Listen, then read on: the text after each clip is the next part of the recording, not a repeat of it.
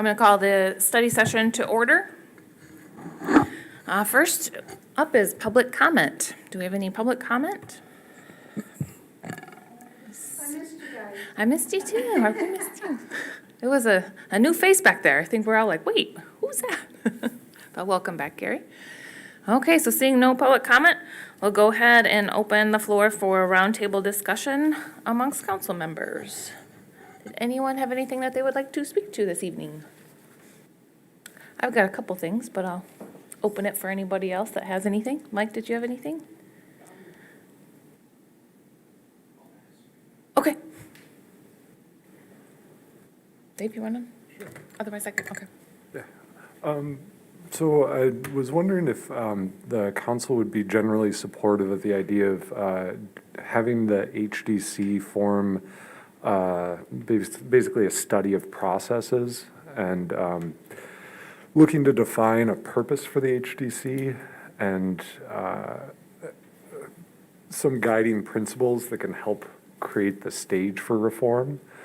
So this would be an initial study of how the HDC works today and looking at the guidelines, looking at the documents, trying to gather data and information, build an understanding, and then from there work towards what options are for reform. But making sure that we've got clarity on a sense of purpose and a sense of direction before we get into decision making. So at this point, I guess I'm just kind of looking for like a general, I guess a head nod for, yeah, that's something that makes sense for the HDC to work on, and I can talk to HDC members. I've talked to a few already about this idea, and I can work with them on details.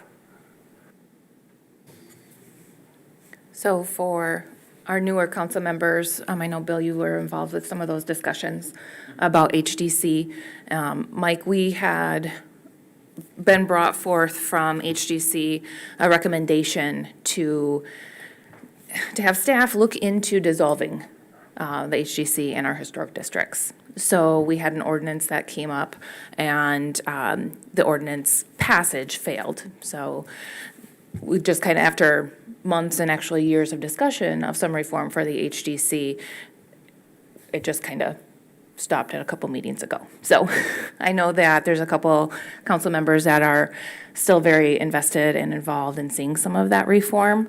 I've talked to Dave a couple times myself, and just kind of batting around some ideas on how to keep this topic up and where to go and what to do. Because I think, and I don't want to speak for everyone, but I believe that even those who are in favor of keeping the HDC realize that there are some things that could be changed to make it more efficient and more equitable. So Dave's idea was to create kind of a study group or a process review group, and he's just looking for thoughts from council on if that's something that we would support. He is our new liaison to HDC. So he would be the individual that could go from council to HDC to get that kind of thing started. So anyone have any thoughts? Dave, did I summarize that well enough? Yeah. Okay. I talked to David, he stopped and he talked about it, and I agree with him. You need to study that. We need something from those that don't want it and from those that do want it. We need to see both sides of it. That's my thought. David, I commend you for doing that. Yeah, I believe that's an important committee to a lot of communities. Some of them have it in place and police it very Kalamazoo does a very tight job on it. They really look at things. Out on the East Coast, it's very hard. You're replacing wood with dated wood from that period. It's almost insane. So I think it's just a matter of seeing what level the city is comfortable being at. I think it has a purpose. I would just question to staff, are there funds, because I believe back in the day, we were given funds for having those communities or outlined areas of historic. Are you asking if there's like funds provided from the city to community members or from the state, or what is? From the state to the city? I don't believe so. Yeah.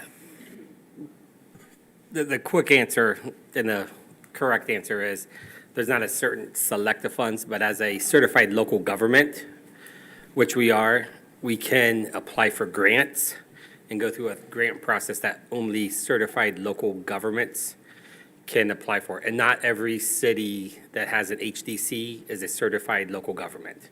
Okay, To be a certified local government, you have to check off a handful of boxes, like an annual report, meet monthly, have training for your commissioners, have a set of standards or abide by the preservation standards.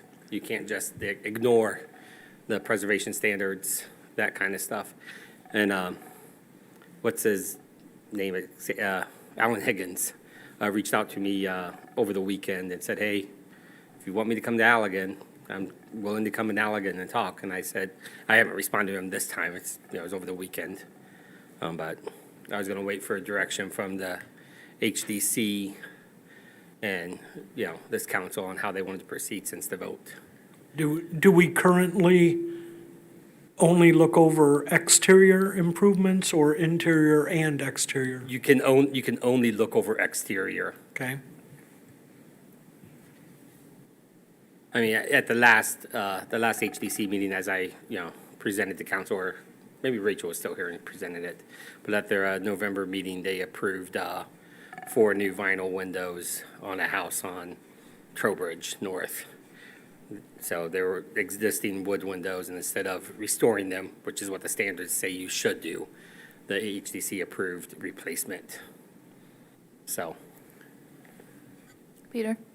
Well, my thoughts on this was more along the line, follow the state law on just establishing a study committee to maybe we look at right-sizing our districts. Some of our districts are overly broad, including houses that really aren't the most historic in nature and really don't have an historic significance. And I think we need to right-size some of this because we have such a broad district to bring it down to a core of what we actually want to preserve. And if we want to continue with that, because they can do the study, after the study, we can elect to either say yes or no, but at least we have the information then. Like, right now, the person that just had a house fire, they're in the historic district, right? They had vinyl siding when it burned. What are we going to say to them when they come to us and they want to do a repair? Are we going to say, since you had vinyl, you can put vinyl back? Or are we going to say, well, underneath there's wood clap and you got to put it back that way? And that's part of the problem that we have a lot of the district right now is there's plenty of houses that are in these districts that are not historical. They don't have historical architecture that's left in them, yet they're still in the district. So they don't want to come to us ever to say, I would like to replace my siding, my aluminum siding with vinyl or whatever. And they're just kind of stuck. Like, I don't want to do anything with it because I'm afraid once I do, I'm going to be down this path. So I think we need to kind of right size it. We have plenty of historic structures that were already marked in the original study, and they're already noted as what history happened there or what significance they have.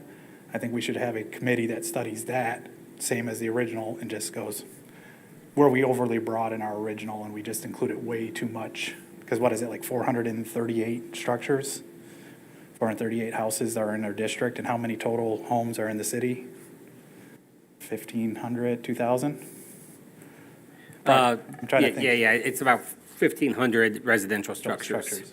So we have a significant portion of our whole residential areas in the historic. And I think we should just need to right size. If we want downtown to be a core, to also preserve the Griswold, to preserve the old jail, to preserve some of the old churches, that's one thing, but we just made this district way too broad when it started. I think we need a study to say, let's prune it down to what really we want to preserve and what really was overly broadly included in the first place. Because we can't change the standards if we want to be a historic district. That was already told to us by SHPO. You have to follow those standards. So saying we're going to look at changing the standards, then what are we going to do? Just invent our own zoning or our own ordinance that says you have to follow our guidelines? They don't have any of the incentives. They no longer would be a historic district, which would allow them any sort of incentives, any state tax credit or federal tax credits, because we wouldn't be following the historic standards if we literally say in our ordinance, we're not going to follow these standards that are set out for us. we wouldn't meet the requirements under Michigan law. From I'm reading in the letter that we got from SHPO. So that's my thoughts on it. Okay, so your thought would be more to pare it down. And Dave, do you want to just speak about like what it is you're thinking for that commission or that committee to do? Yeah, I think there could be an element in the final recommendations for reform that includes paring it down. I think the challenge is first establishing what you would be justifying that paring down by. Yes. So we need to understand again what the purpose overall of the HDC is, how it fits in our community, and what our goals are for it. And then from there, I think we can talk about different reform options. And I think that is I'm sorry, did you want? I think that is my big thing, is that we need to be, and I hate to use this phrase, but Rachel, fair and consistent. So we've got to have some type of guideline to first, narrow it down, plus some type of, I don't want to know if ordinance or what guidelines is going to determine what buildings that is that stays in the historic district, what buildings we say, oh, your house is not sufficient, so, Yeah, we had even talked about at one time, maybe doing a separate survey and asking people, do you feel like you want to be part of the historic district? Do you feel like your home is in the historic, or, want to be in the historic district? I'm going to throw Delora out there, for instance. She says her house is not historic at all, but yet she's in the historic district. So if she got that survey, she would say, probably no, I don't need, my home is not, is not historic. So have some guidelines on why we're doing what we're doing. yeah. Yeah, I think what I'm looking for too in that is that we don't end up in a situation where people say, oh, this person chose this house and this person chose this house, but rather there's some objective sets of, here's our reasoning that the community can provide feedback on, and then we can execute on that. And then it's driven by process, not subjective people. And Peter, I totally agree, and I've talked to Dave and a couple other council members as well, that I feel it's just really large. I mean, 400 and anything. A third of our. A quarter of our That's why I said it. residences. If we follow the state guidelines are to, in essence, an updated survey. We have the existing survey. We just got to go through and update it and say, when we did that, it was, quote unquote, you just saying this is in district, that's not. That's how it worked, and that's how that was established. It's not like all of a sudden, everybody said, oh, yeah, I want to join.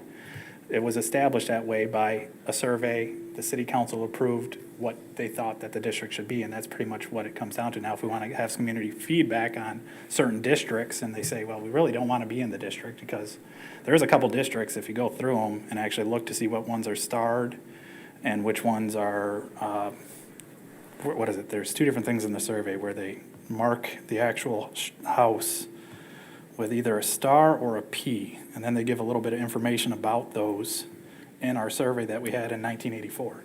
Now, we're going off a survey from 84. It's easy to go back and say, one, are those structures even still there?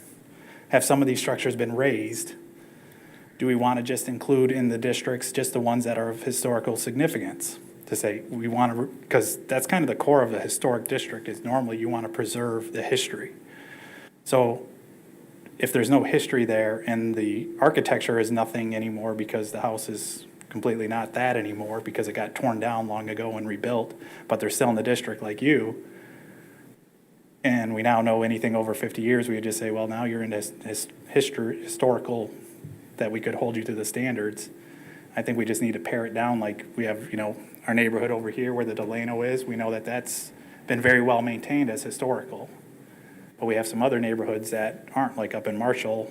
There's some, like near the park, and a couple other houses that are been maintained and restored, but there's quite a few others that aren't. That just, you go past it and you go, I don't see any historical architecture here. Maybe it could be restored, but. And I guess in my mind, I don't know that these two things have to be mutually exclusive, where we can't be taking a look at some of the homes and having a process review as well. I mean, correct me if I'm wrong. I would here, say that's but, true. I mean, I understand what Dave's saying is to, and Teresa as well, is to like establish, this is what we need to do and to make this commission work better. These are the processes that we need to have. But But also can we be be looking looking, at yeah. some of these at the same time? I would see reviewing houses and structures that are in Allegan today as an important aspect of that, and looking at each of the districts independently too. Like Peter mentioned, the downtown district and that district that would be sort of Griswold, library, the churches along the row there. I think all of those pieces probably have different characteristics than what you would see over on Cutler Street, or you would see in the Pritchard Overlook, or you would see on Marshall Street.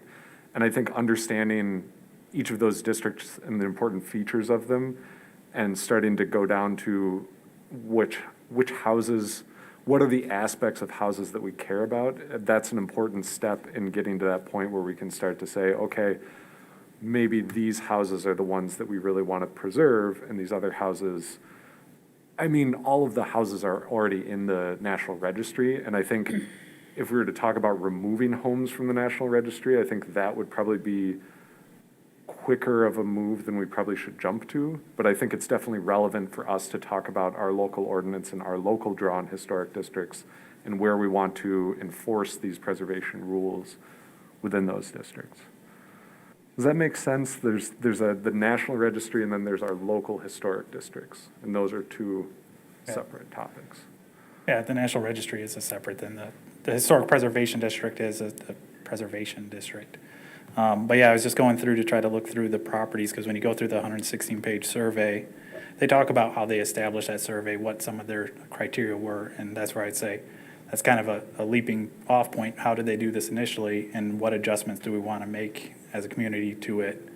Like I said, there's a couple districts, like Marshall, I think there's like 5 or 6 that are either star or a P next to them out of the like 60. I would have to count them up again. It was a very small number. Then there's a couple districts where there's like nothing that was starred or marked as being historically significant. The one thing I would just, because we also looked at the stars and the Ps, and we thought that was the end-all be-all. No, it's But not. when you hop onto the National Register, they list individual addresses in there that they identify as contributing structures to that district. And so I just want to be clear that there's a whole nother level if you really dig in. Yeah, any of them that aren't marked are just our contributing structures. That's how they're included in the district in the first place. It's just how much of the structures that are contributing do we want to maintain in it? I think one thing to keep in mind too, and with where we are today with this committee, there's actually a fair amount of, I guess you could say, talent on the committee. We've got some people on there who have come in recently who are passionate about the HDC, who understand building restrictions and building materials and have some degree of level of understanding of ordinances.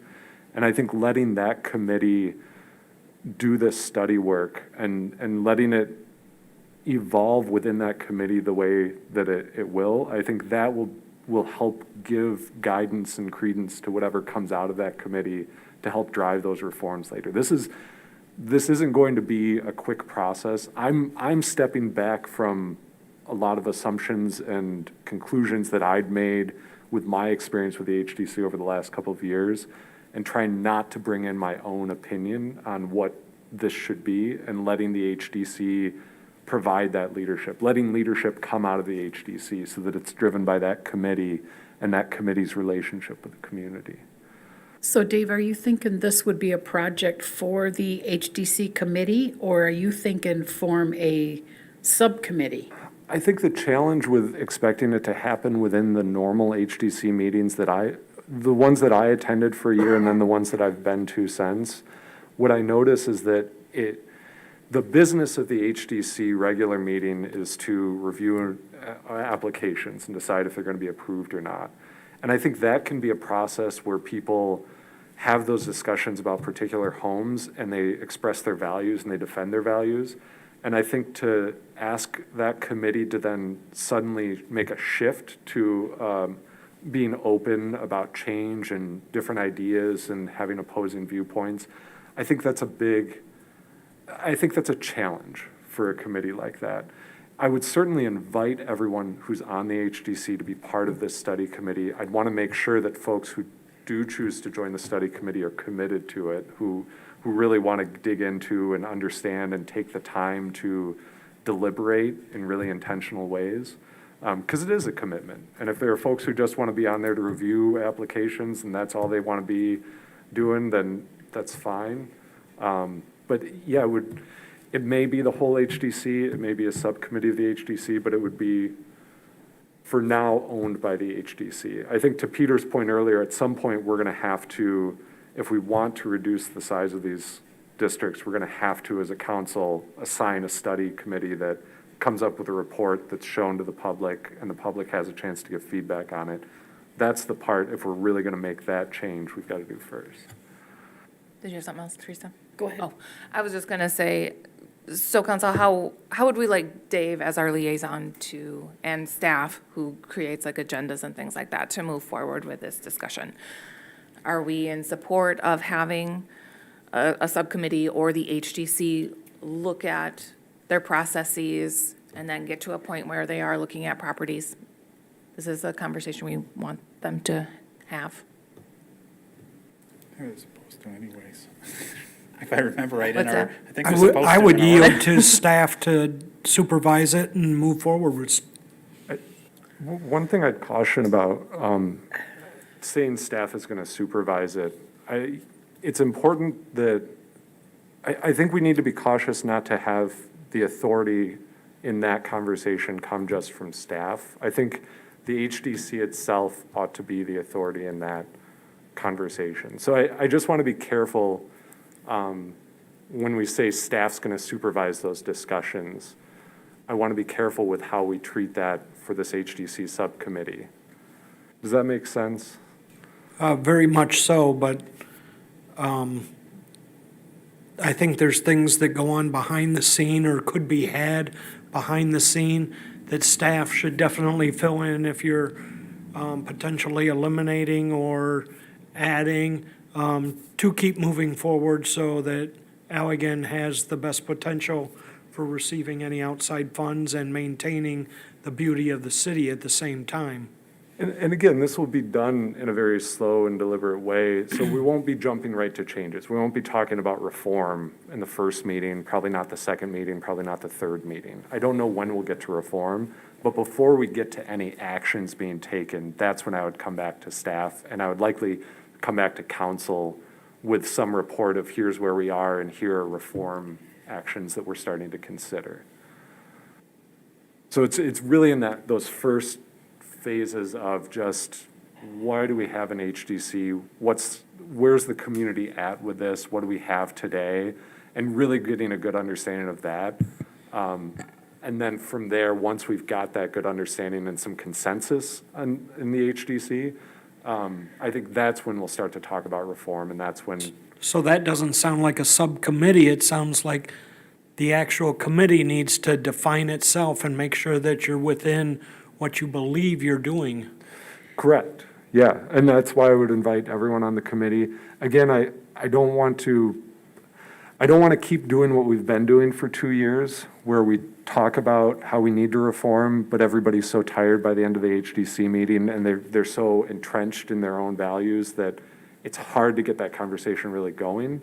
I think it needs its own independent conversation, based on my experience with the group. So is this something that maybe we should try and do like we did public spaces? We have a strategic planning meeting, and then they bring their ideas to our strategic planning? Again, I think we want to give them time. I don't think it'll get done in one meeting. I don't think they'll have enough to give us back in one meeting what they really need, because it's such a complex piece. It's multi-layered. There's a lot of things to look at and consider. I think the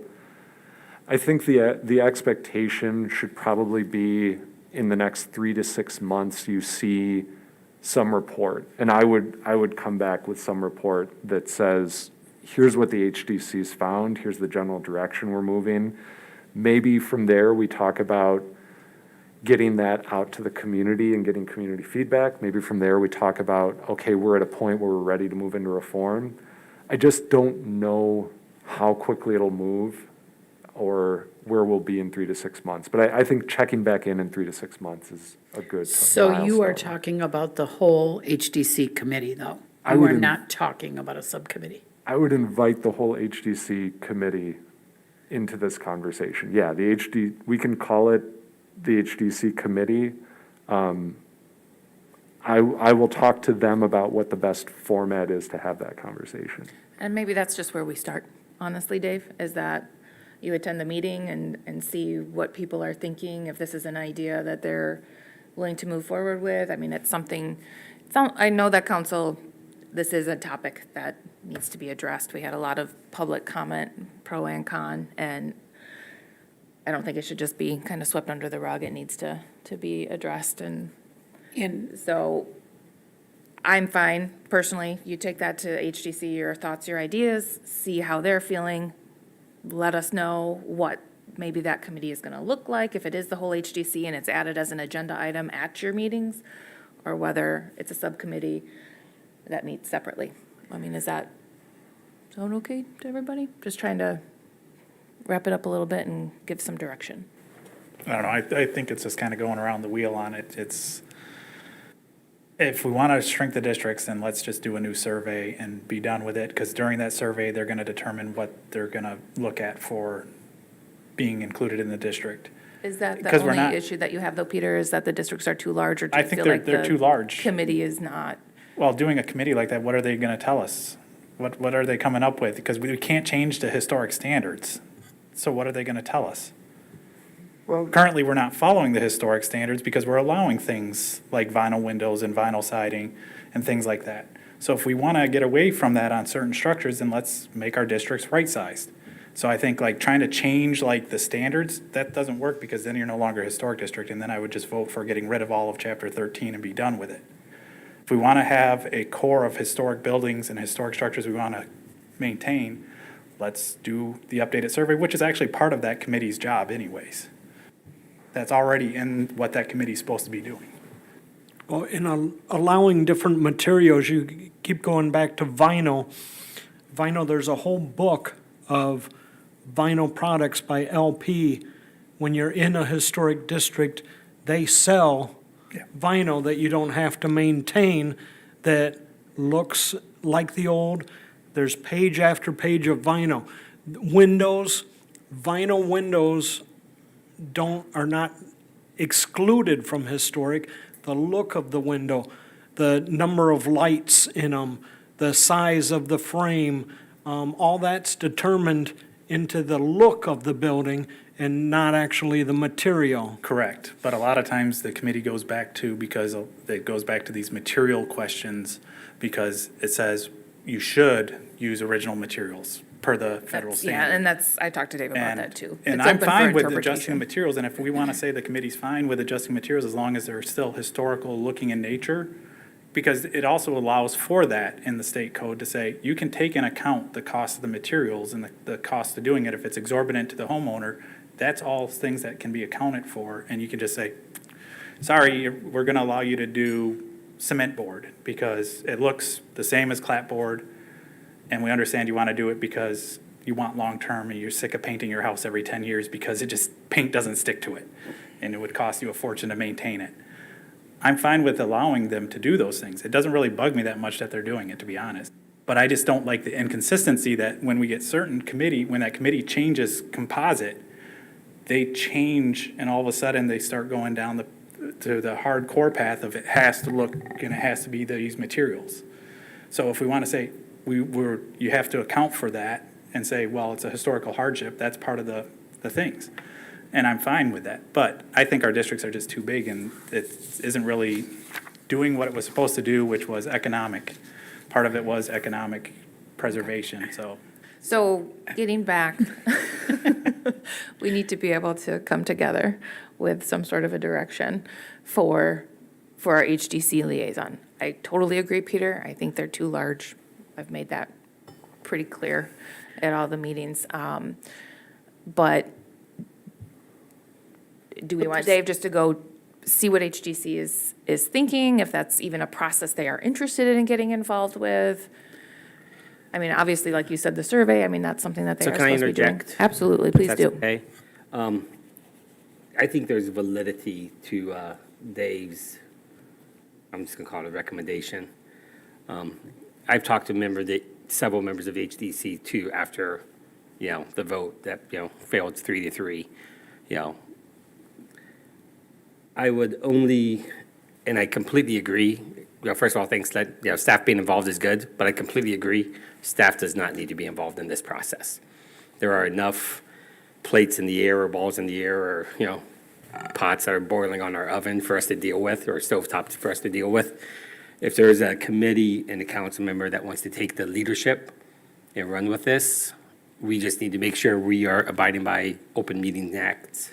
So we can't have meetings at mug shots unless well, you can't do it right now because our dining room's closed as of today, but you can't do those meetings off-site unless we post them and we do the 18-hour notice. We need to make sure this is legitimate all the way through. The one thing I wrote down is how the HDC fits in the city. Whether it's too large or too small, I don't know what that answer is. However, I've talked to a lot of residents who just want it to go away, period. I've also talked to a lot of residents that the history is important and we need to preserve it, period. And so what Roger Bird and I talked about it, and unfortunately he's not here this evening. One idea we kicked around was obviously the issue, the topic is not going to go away on its own. I mean, there's still some passionate people on both sides of the argument. Starting off with just like a community meeting where each council member has their own table in the basement of the Griswold. And the public's invited.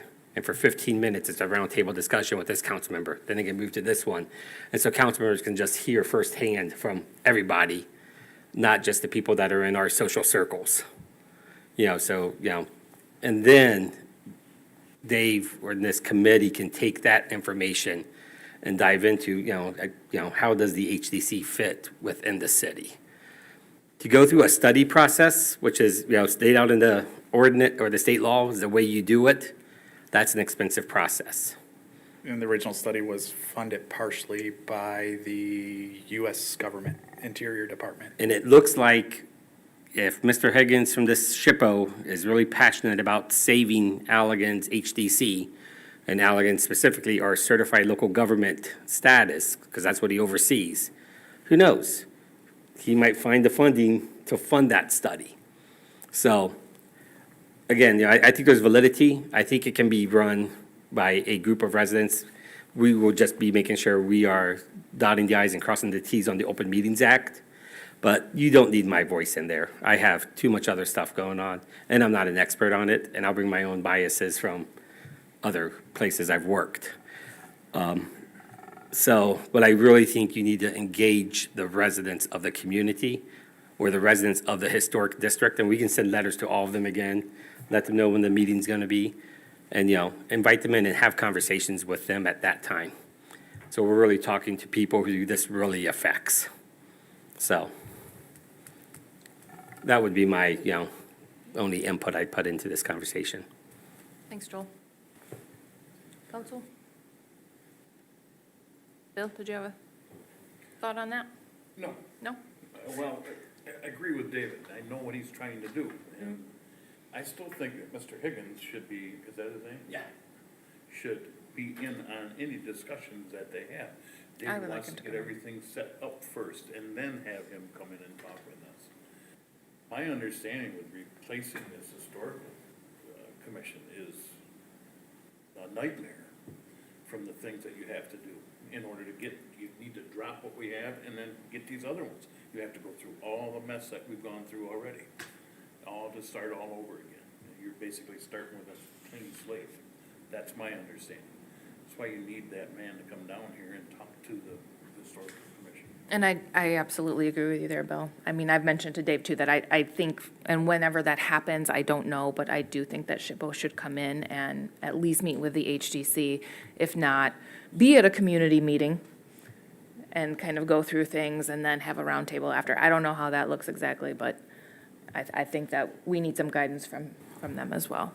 So, okay, coming back. What would we like to recommend that Dave do? For me, I will just say, I think that it would be good for him to go, present this idea to HDC, see if there's interest. If there is, get that moving. And the same time, send out a letter and set up a community meeting. Yep, I think that's good. They're both good ideas, I think. We all, as Joel said, talk to our own individual friends about things. We all have a different thing, you know, the people that I talk with are completely different than the ones that Mike talks with, and Pete talks with. Do you think that's Mike, what are you thinking?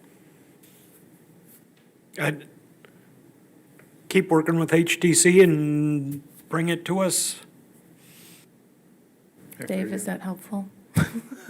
If there's enough interest as well to actually, from HDC or other people, and how many people are you looking to probably have on this subcommittee or using HDC, if HDC all just wants to say, yeah, we're gonna put some extra time in? Yeah, no, I'll talk to HDC. I'm thinking I might supplement it with a couple community members,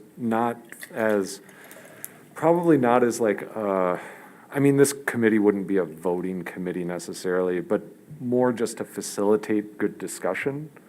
And then outreach to community. I mean, a couple things I'll say about calling in the community right now. One, we've heard a lot from the community when we sent out that first letter. And I think, I don't know, sure, we can do it. I hate to call on the community too many times in this to where people get tired of telling us what they think and we hear from the same people over and over again. I think it would be good for us to have some structure to that discussion so that the community sees something that we're saying that they can provide feedback on. Yes, that's what we agree with. No, that's not what we agree with. So how about, oh, sorry, Dave. I was gonna say, how about you check with HDC and see what their thoughts are? Sure. Okay, like whether they want or think a community meeting with council would be a good idea right now, whether SHPO coming in right now to talk to them. I mean, just maybe take some of these three topics. SHPO coming in, the actual like committee, and then a community survey or meeting and see where they stand and come back report. Is that Yeah. good? Yep, I can do Is that. that, okay, good? It's good. Okay. All right.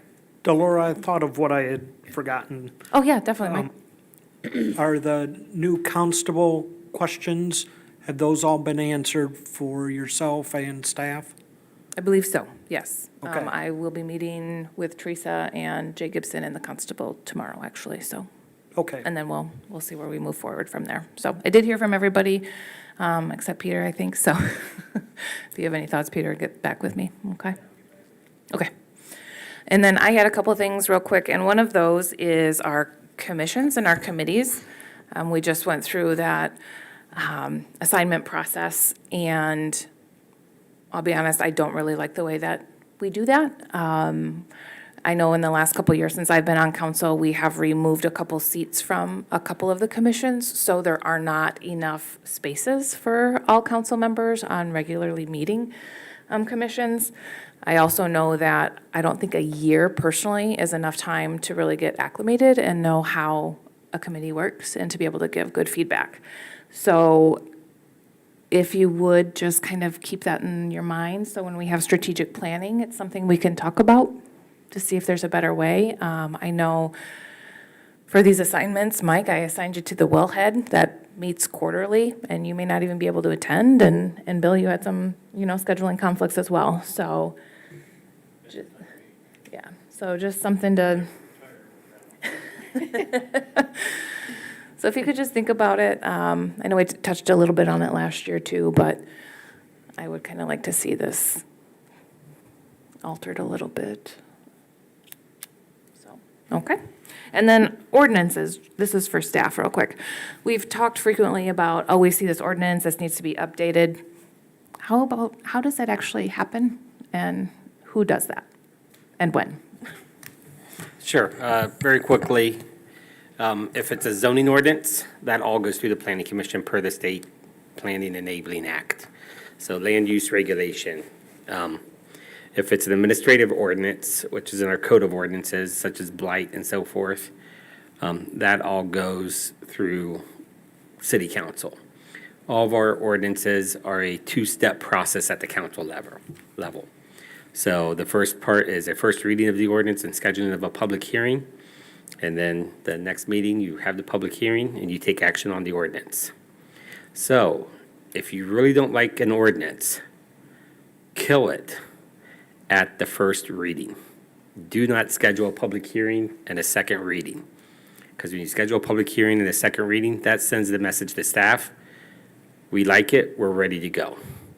If you have problems with it, say we're not ready for this, we need to talk about this more, and that's when you should stop, an ordinance. So is there a specific ordinance you're talking about, Delora? Well, I was just wondering if there's like a review process for the ordinances, because I know that we have run across many that we say, oh, well, this is really vague, this is open to interpretation. How do we need to sit down and actually look through these? I mean, what's the best? So if there's an ordinance that really is concerning to you, like it's vague or something, then say, hey, let's put it on on a study session for discussion. If it's a zoning ordinance, you kick it to the planning commission for their review and recommendation. So just takes two of us to add it, or you. It just takes two of you are at, I'll just throw one out there. Are you allowed to have chickens in this city? One part of your ordinance talks about animals I and know doesn't that address answer. chickens. The other part, there's an ordinance that says no. So we're going with the no, because we believe no always trumps yes when it comes to ordinances, even when they contradict. So, but one part, it's kind of a little ambiguous if chickens are allowed or not, so. That, Another ordinance that hasn't been enforced, so. Well, if you know chickens, please let me know. there are quite a few chickens in the city of Allegan. Well, I just don't call them chickens, I call them I've modern seen them, dinosaurs. I've come across them. Specific addresses, I'd have to go back hunting them, but So- ordinances, when you enforce ordinances, how are we maintaining that enforcement? Because I know I personally got a naughty letter because I was parking my trucks in my front yard. I didn't think it was a problem under the tree, but now we've moved those.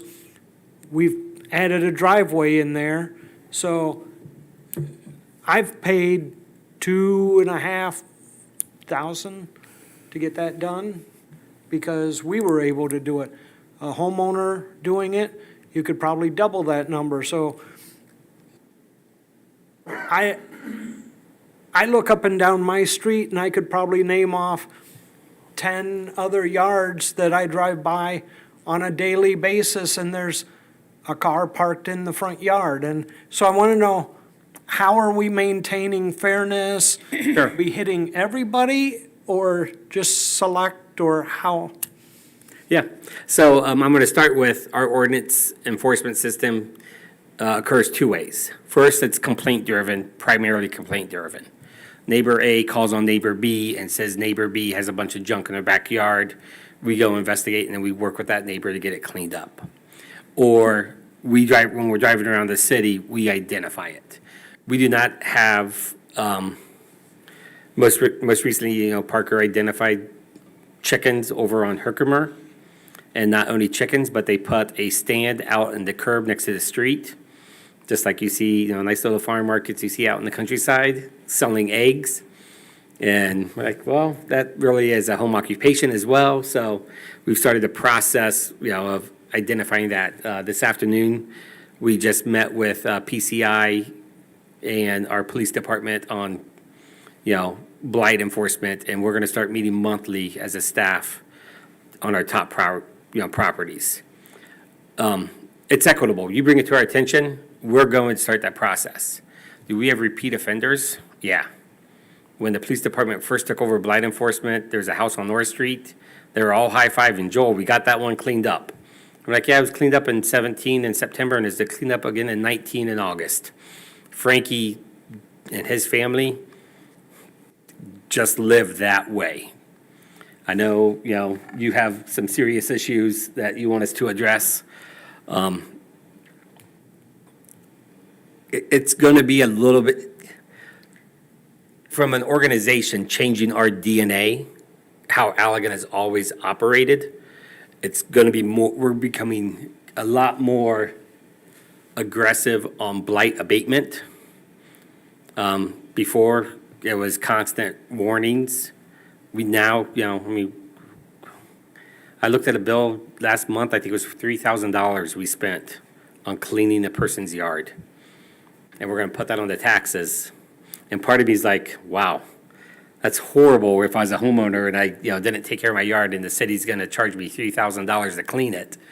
But the neighbors next to them shouldn't have to live next to a yard that looks that way at the same time. It's really, really, there's that fine line. So does that kind of, so we start with complaint, and then we do eyesight, and, we address the ones that are out there. If they're making progress, we do work with them on making progress, but maybe we're being a little more friendly than we should be, or a little more lax.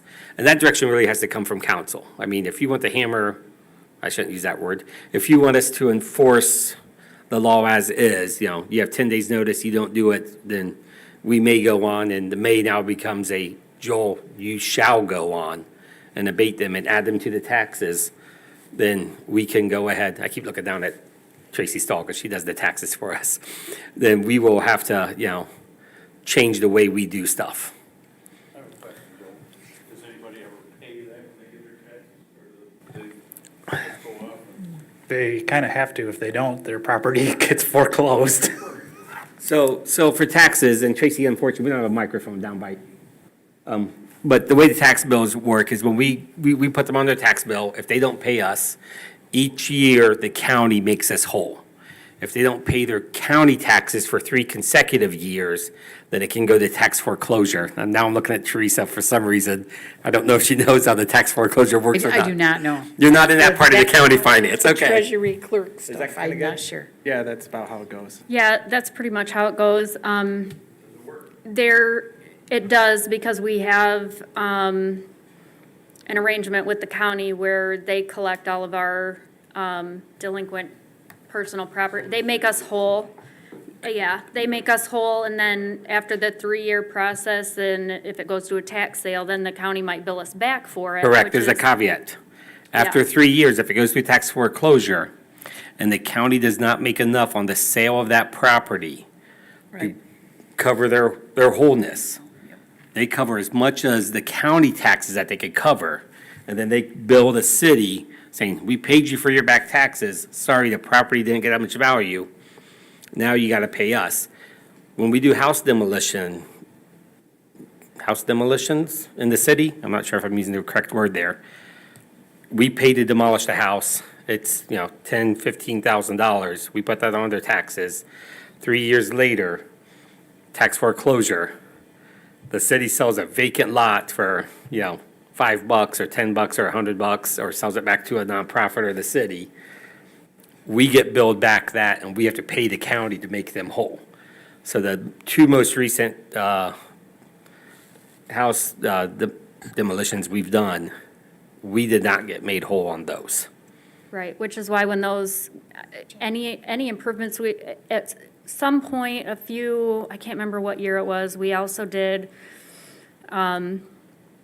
like renovations to homes, like if they didn't fix whatever by a certain time, we would hire somebody to fix them, so in addition to the demolitions, there were those kind of things, when we were making somebody put a roof on or whatever, that was quite a while ago, but, those kinds of things too, those ones, normally somebody's living there or they're rentals and they, the county will make them whole because the landlords or whoever end up paying the taxes. They don't usually pay them by the invoices that we send out. So then, if they're on there for longer than 60 or 90 days, I can't remember which one, then they're applied to the next summer tax season, because that's where the city's portion gets assessed.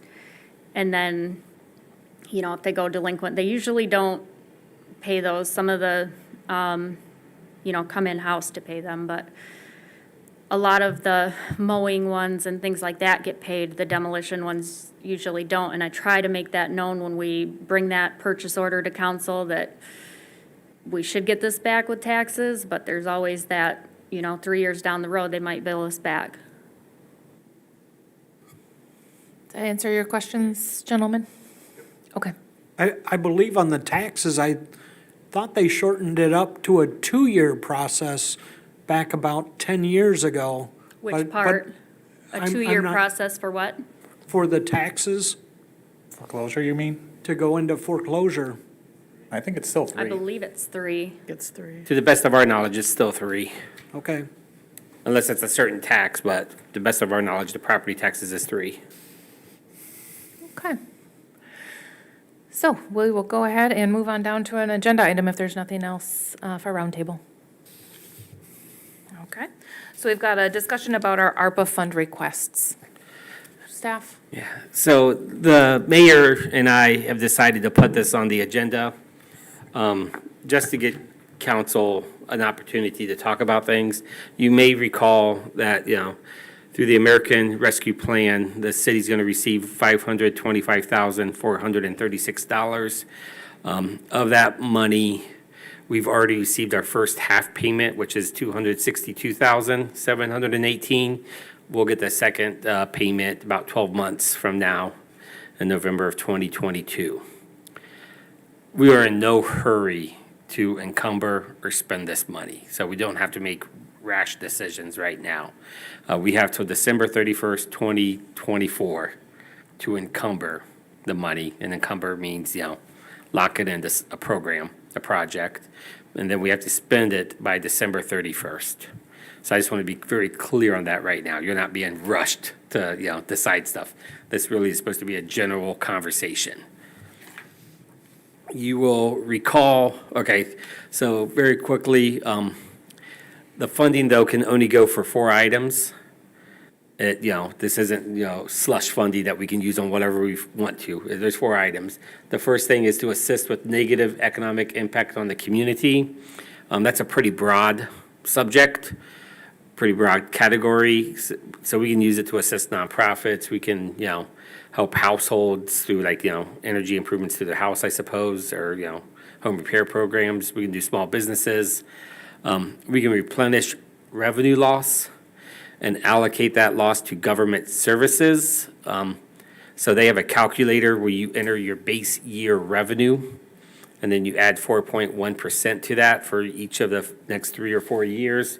And right now, we're showing a $582,000 some change loss right there. So more than what our total American Rescue Plan funding is going to be. So we could use all of our money for this. And government services are like roads. We can use it for current spending right now, what they call pay-go process. So you pay as you go. We cannot use that to fill a hole in our budget. We can't use it to make debt service payments. We can't use it for pension costs or something like that. It's our actual government services. We can use it on infrastructure spending, and in this category, the 3 categories for infrastructure is water, sewer, and broadband. Why they didn't add roads or parks as part of infrastructure, I don't know, but it's water, sewer, and broadband as infrastructure for this program. Or we can use it for premium pay to give additional pay to government workers. I want to be very clear for the council. I am not recommending this. Tracy Stahl is not recommending this. We have made that very clear to our bargaining units that we will not be bringing this to council. But if council wants to go down this path, then you're just, that's a path you go down without our recommendation. Let me go back up. Where is this? So in my report, I've mentioned that we've received 3 requests already from what I'm going to call non-City of Allegan entities, 2 nonprofits, and 1 was the joint jurisdiction, the fire department, fire district between the township and the city. You received a presentation already from Mark Whitty of Allegan Community Mental Health. He came and spoke during public comment one evening and passed out some information. That was also in your report. Most recently, we received a request from Safe Harbor. They're the nonprofit that we sold the lot for $1 behind the bowling alley on Sherman Street for their new building. And then I got a text from Chief Brink at the fire district, said, did you already allocate your ARP funds? And I responded, yes. And then I'm like, well, slow down, Joel. So I gave him a call, and I'm like, what are you thinking, Nick? Because we haven't allocated our funds yet. So they are looking to remodel their station here and station number 2 in the township to create a new bathroom, locker room setup to accommodate female sex as well as male sex, genders, sorry. So a female locker room, a female restroom, as well as a male restroom and a male locker room.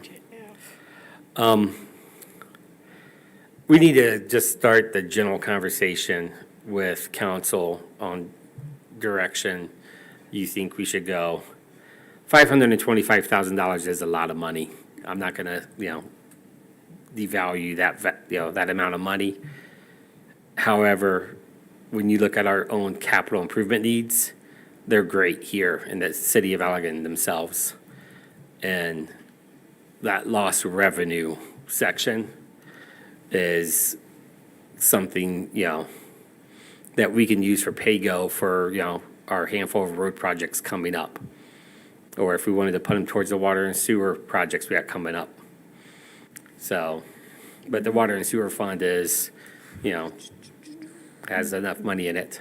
Where, and we could search this, I'm sure, but you guys probably know. Where did this lost revenue come from?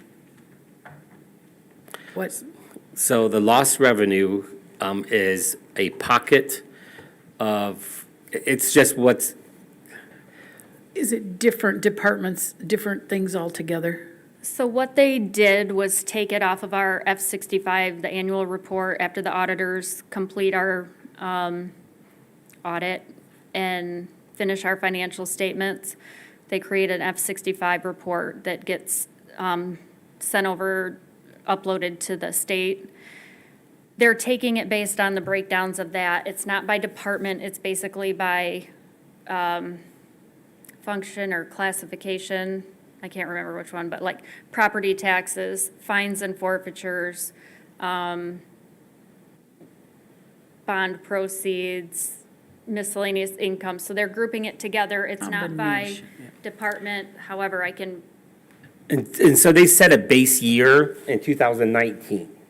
right. But they took our number from 2019. And they said in 20, add 4.1% to that, and in 20, you should have been here. What were you really at?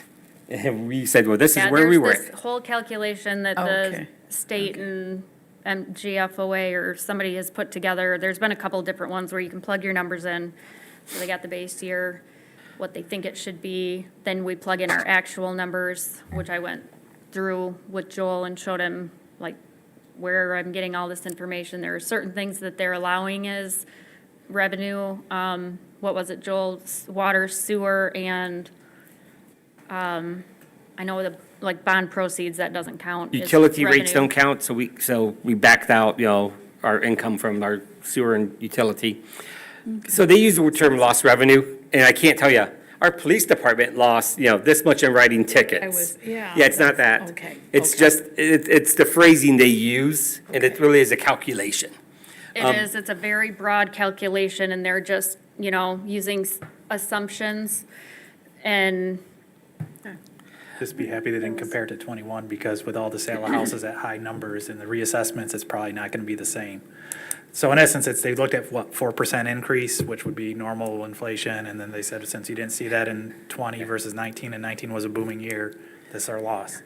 So, There are cities that have, like, the cities with income taxes, they can point to lost revenue, because Yeah. they say, our income tax was this, then everyone was told to work from home and not in the offices, and so we were able to collect that income tax, so it is just a calculation is where we are. All right, thank you.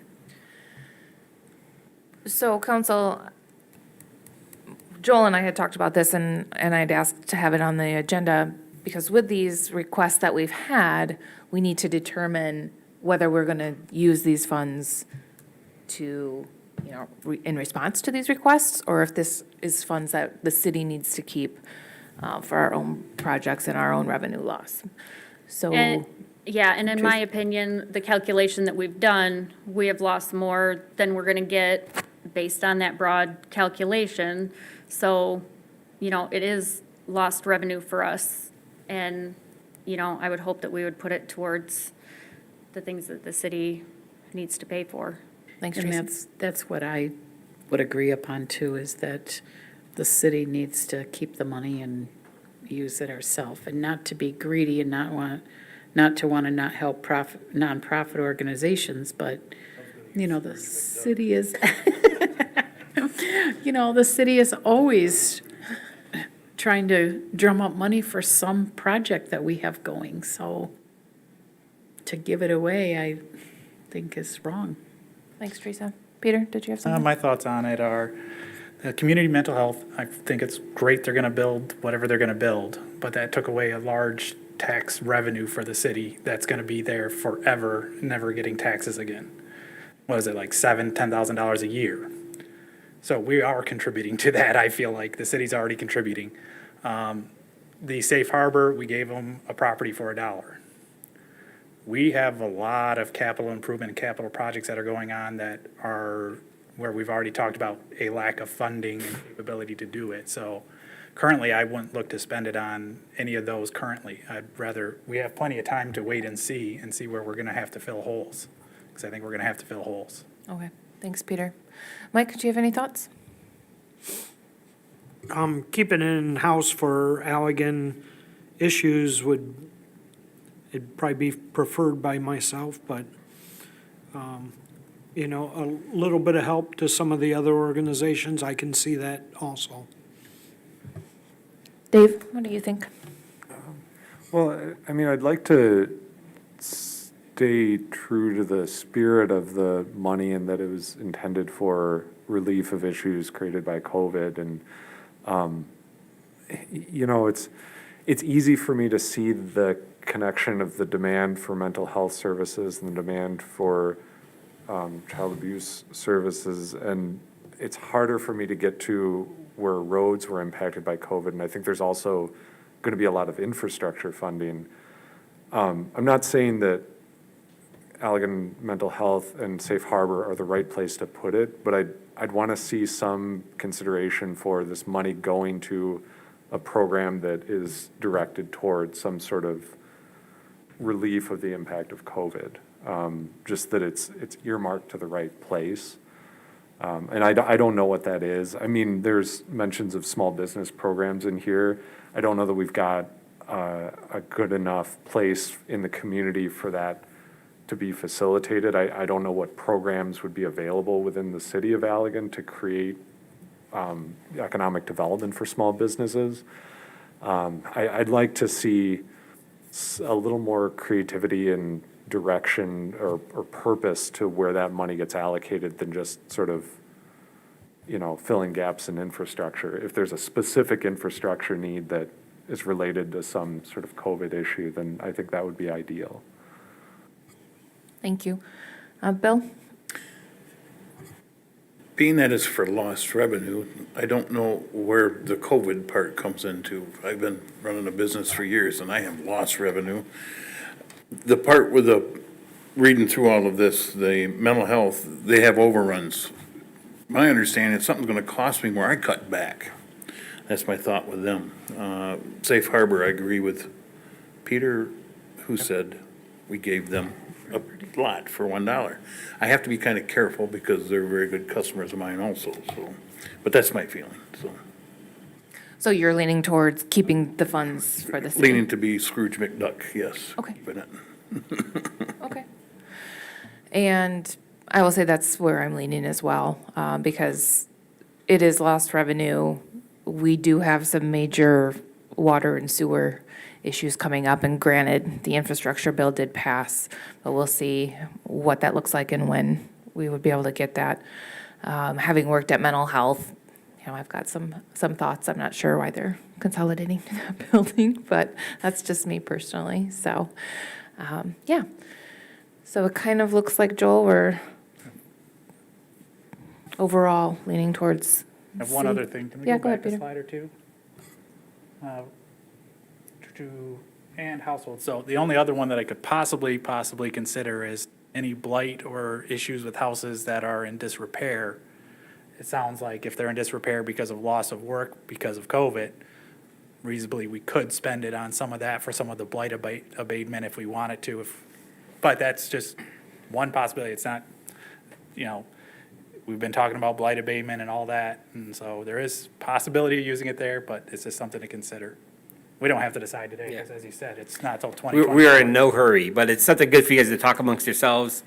I know for the downtown streetscape, the Second Street Bridge, and M89, M40, your last meeting in December during that study session, we'll be talking about all those projects, and you'll have we will have a little more information to, know where we're standing and, what other heavy lifting we're gonna have to do and tough decisions to make those projects a reality. So there's gonna be more information coming to you about, city needs. So when we receive more requests, which I'm sure that we will, what are we thinking as far as responses? Because I think we do owe everyone a response that's requested something, that we're going to be using it for our own needs at this time, or we'll take that into consideration in the future. I'm not sure. I think it would be okay for them to say, we haven't made a decision on it, we have lots of time, we'll keep your request. And then when the time comes and we have to hard make decisions, then we can follow up with a letter, I'm sorry, we've chosen, not to help you, or not to, in a professional manner. I think definitely accept request, because there may be something that nobody's even thought of in this room, Right, exactly. so. So, yeah, we can continue to just respond. We haven't made a decision yet, like I did with Lori when that came in. I followed up and asked her when she needed a decision by. And And I she goes, think we early do, next year would be good for us, is what she responded.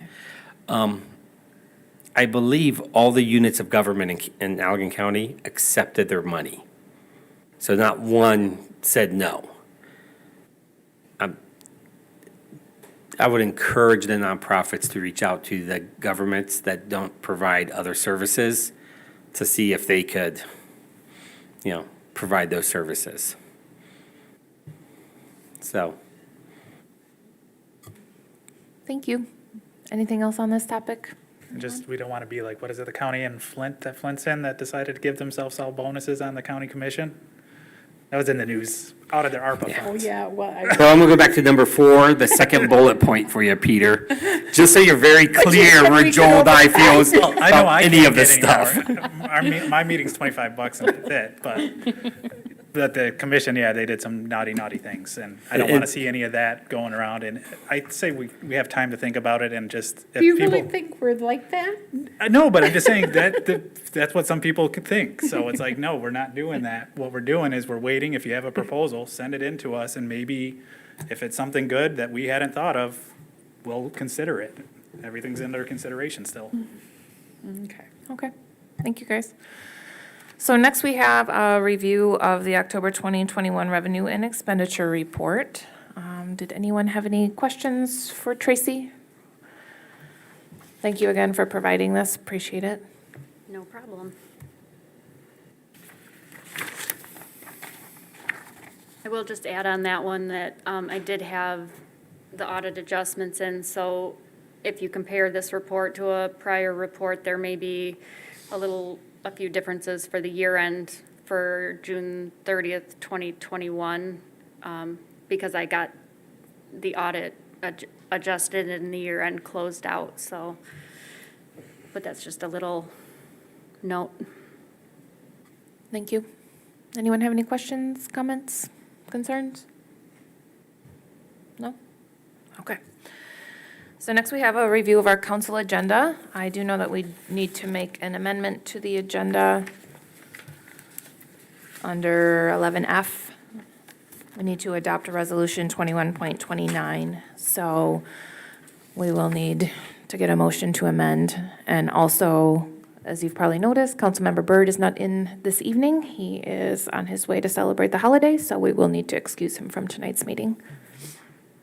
Did anyone have any questions about the agenda that you'd like clarified before we go to the regular meeting? Any other amendments or corrections that you saw? No?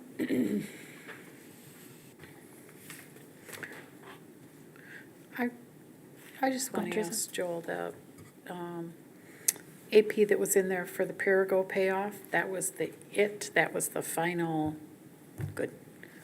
Yeah, so when we talked earlier this year with council, there was a budget, we said, Yep. well, if we just pay them now and stop paying interest? It said payoff, so Yeah. I just didn't want to be reading. We're not paying them, yeah. Uh. We are not the mob here. Okay. That's got to feel good, Tracy. Yeah, yeah. That's Good. a nightmare I can't wait to have way in the past. Awesome. Good. Okay, well, if there is nothing else for the study session, we can go ahead and adjourn at 6:43 and reconvene for a regular meeting at 7 o'clock.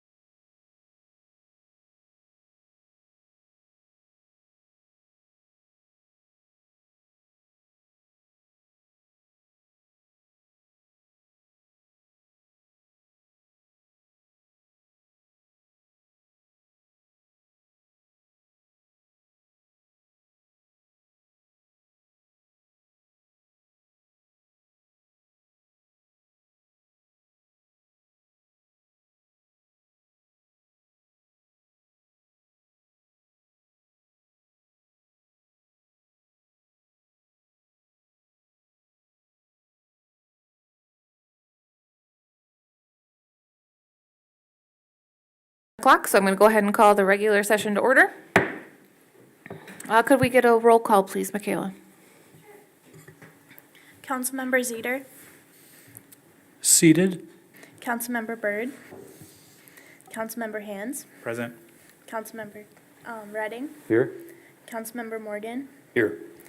Mayor Pro Tem Galloway, Here? and Mayor Andrus. Here. Do we need a motion to excuse Councilmember Byrd? Yes, please. So moved. Support. It has been moved and supported. All those in favor of excusing Councilmember Byrd, please signify by saying aye. Aye. Opposed, say no. Motion carries. Next, if I could please have you join me in the Pledge of Allegiance.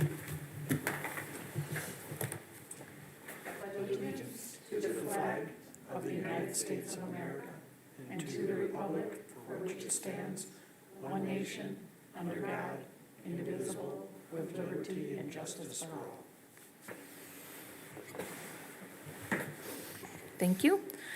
Next, we have agenda item number 4, which is the approval of agenda. Under 4A, an approval of the regular council meeting agenda for November 22nd, 2021.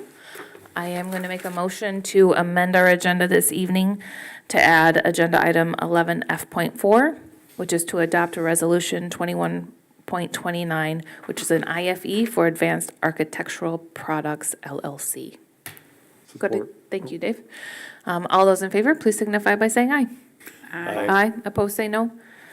Motion carries. Next, we have agenda item 5, which is approval of minutes. Under 5A, we have an approval of the study session minutes from November 8th, 2021 council meeting. Council, did you see any additions or corrections to the minutes? Staff, did you receive any messages about additions or corrections? None? Seeing none, could I get a motion to approve, please? So moved. It has been moved and supported. If there's no further discussion, all those in favor, please signify by saying aye. Aye. Opposed, say no. Motion carries. Next, we have 5B, which is approval of the regular meeting minutes from November 8th. Any additions, corrections? No? Staff, any notifications? No? Could I get a motion to approve? Motion to approve? Second. It has been moved and supported. All those in favor, please signify by saying aye. Aye. Opposed, say no. Motion carries. Next, we move down to agenda item number 9, which is public comment. Seeing no public, we will go ahead and move on. Now we're to number 11, which is our reports from boards, commissions, and city offices. Under 11A, city boards, commissions, and area agencies, we have 11A.1, which is a report from the Public Spaces November meeting. Teresa? Yeah, we had just 5 people, which was enough for a quorum. Was talked about the bike trail extension. We've heard that we still have one that will not sign a lease agreement, so we can't move forward with that. The Oakwood Cemetery was asked about the brick columns. Those are gonna go out for bid again. There was gonna be some work done by the church, by a church group. It hadn't been done yet, right? It was going to be done by like Christ Community Church or one of those. The columns at the cemetery? Some cleaning of the stones. It was going to be done, right? No, a church group was coming in to do that. And then one of our big discussions was bringing up the rules again of the cemetery. We had gone through that. I remember if it was the beginning of last year when we did that. They had come up, the Public Spaces had come up with some rules for the cemetery, brought it to council. Council said, nope, we don't like those rules. Went back to Public Spaces saying, council did not like those rules, and it kind of got forgotten about or pushed under the rug, or with so much else going on, it just never got brought up again. So they would like to bring that up again. Joel was gonna bring it up to council. Is that how you left it with them, Joel? That we were gonna try and come up with? So what we plan on doing is staff is gonna put together a proposed set of rules, looking at other communities, taking into consideration what we heard from council, year and a half ago on it, and addressing, what we heard from some of the public space members. We're gonna have them, finesse those, and then send another recommendation up the flagpole to city council for your Okay, review and discussion. thank you. I couldn't remember how that Yeah. ended. Okay. Because they wanted us just to meet with council and have council tell us what it should be. And I said, well, wait a second, then you don't need to be part of the conversation, but you want to be part of the conversation. So, Okay, yep. And the other discussion was the movement of the vet memorial down on the riverfront. We just need to get together with some more vet people, and I know Joel's reached out to a few of people and decide if that's what we want to do, or, I think it's what we want to do. I think it's just getting getting some people's opinion at the vets, the American Legion, how they feel about moving it up to the Oakwood Cemetery. Because as we all know, it just became a climbing structure down at the riverfront for children. Did I miss anything else that we just talked about? I think. Was a little bit of the streetscape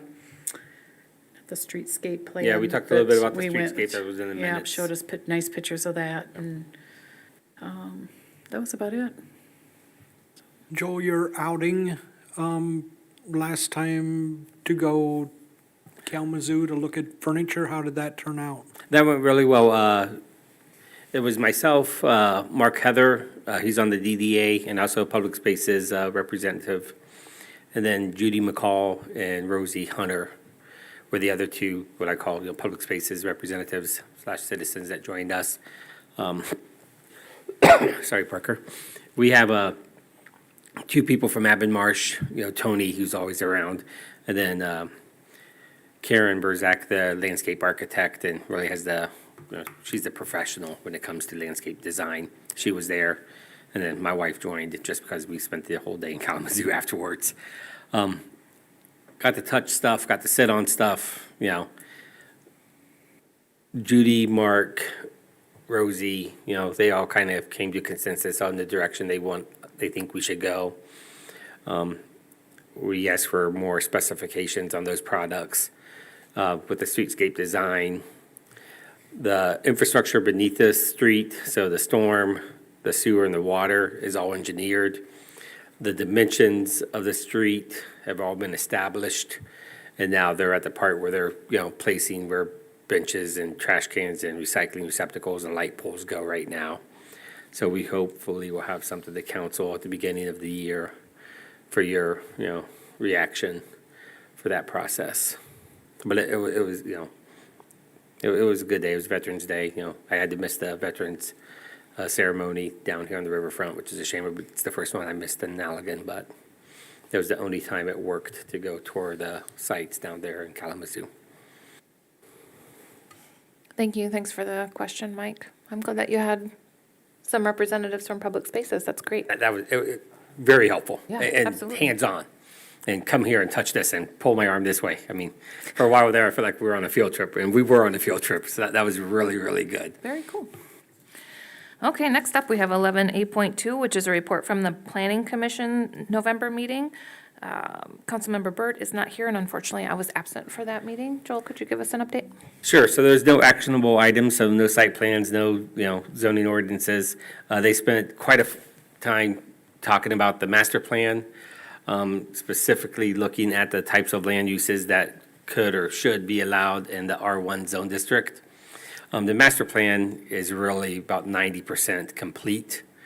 Right now, we are just having to develop our future land use plan and our zoning plan, and then we'll have a final document for the Planning Commission to review. So it's moving forward pretty good right now. Thank you. Next, under 11B, our Finance Department, we have 11B.1, which is a request to approve accounts payable and payroll. Teresa?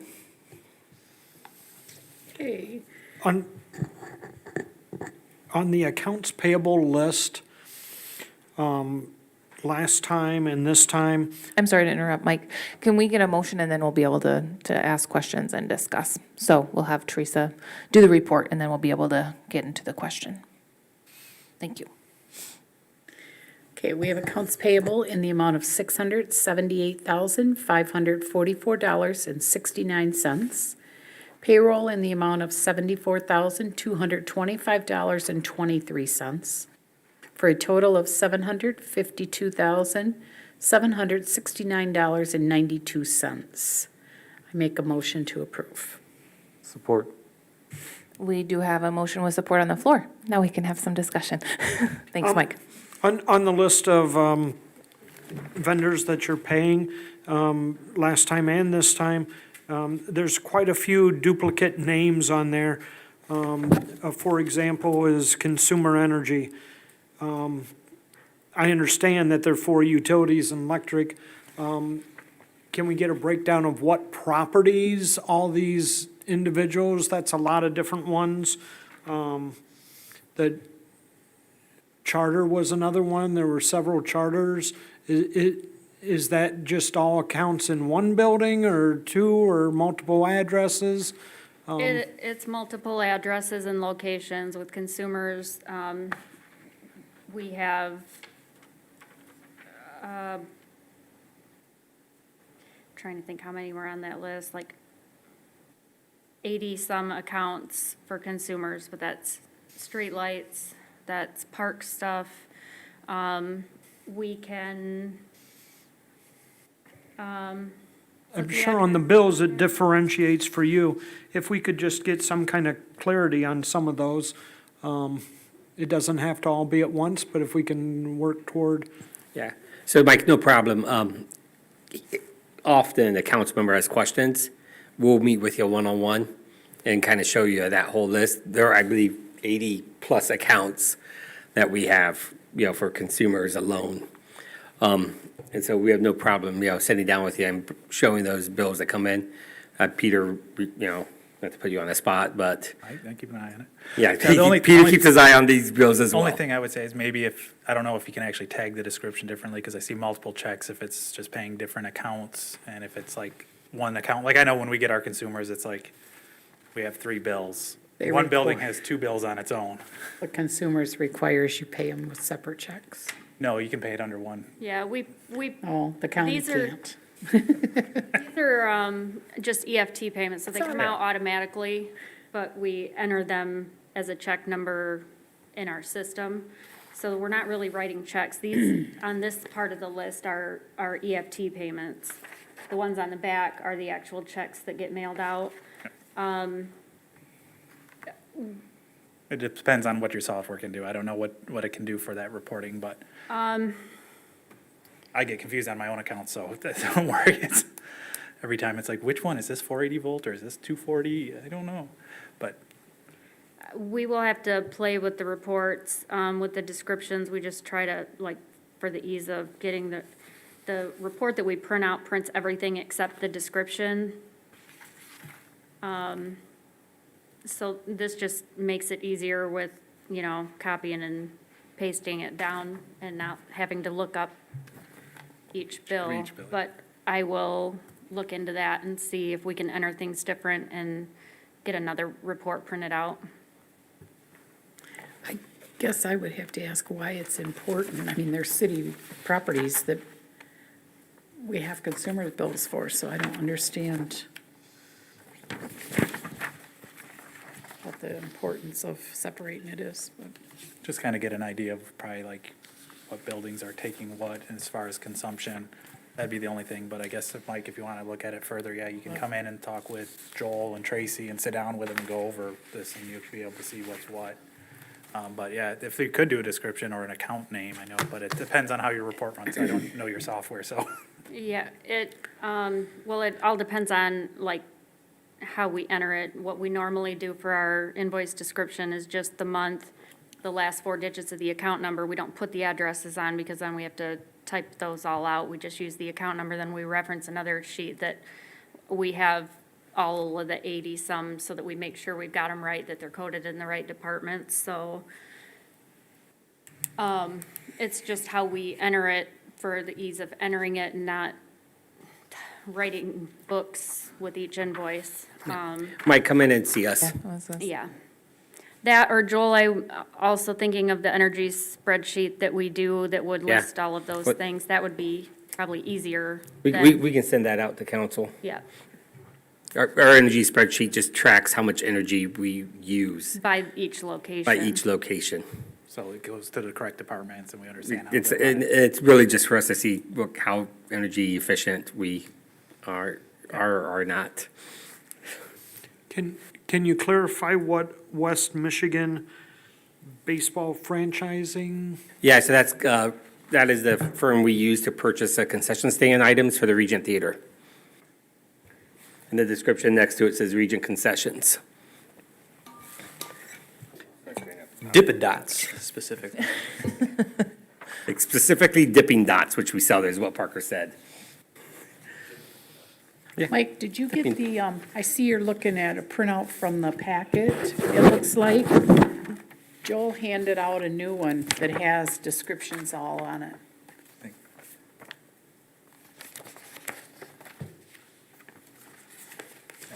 It was laying, Missing the descriptions.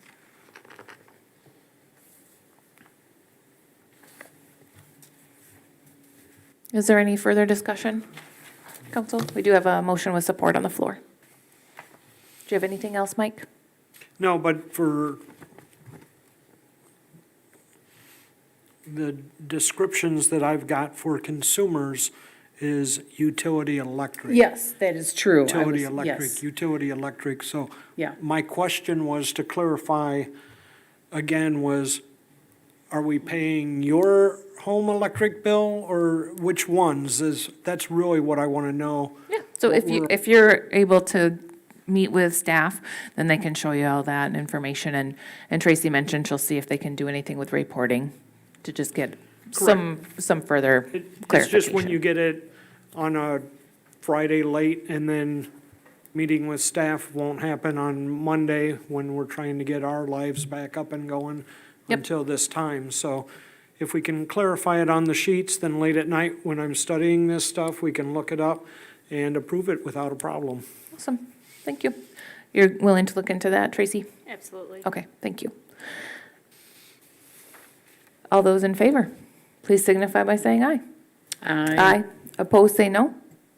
Motion carries. Next, we have 11B.2, which is to approve a purchase order for BS&A software in the amount of $10,495. All Joel or right. Tracy? Yeah, I'll cover this one and Tracy can jump in as needed. In your packet was a report on why this request is being forwarded. Earlier this year, we switched from paper timesheets to ADP. I would say we gave that the college try to make that work.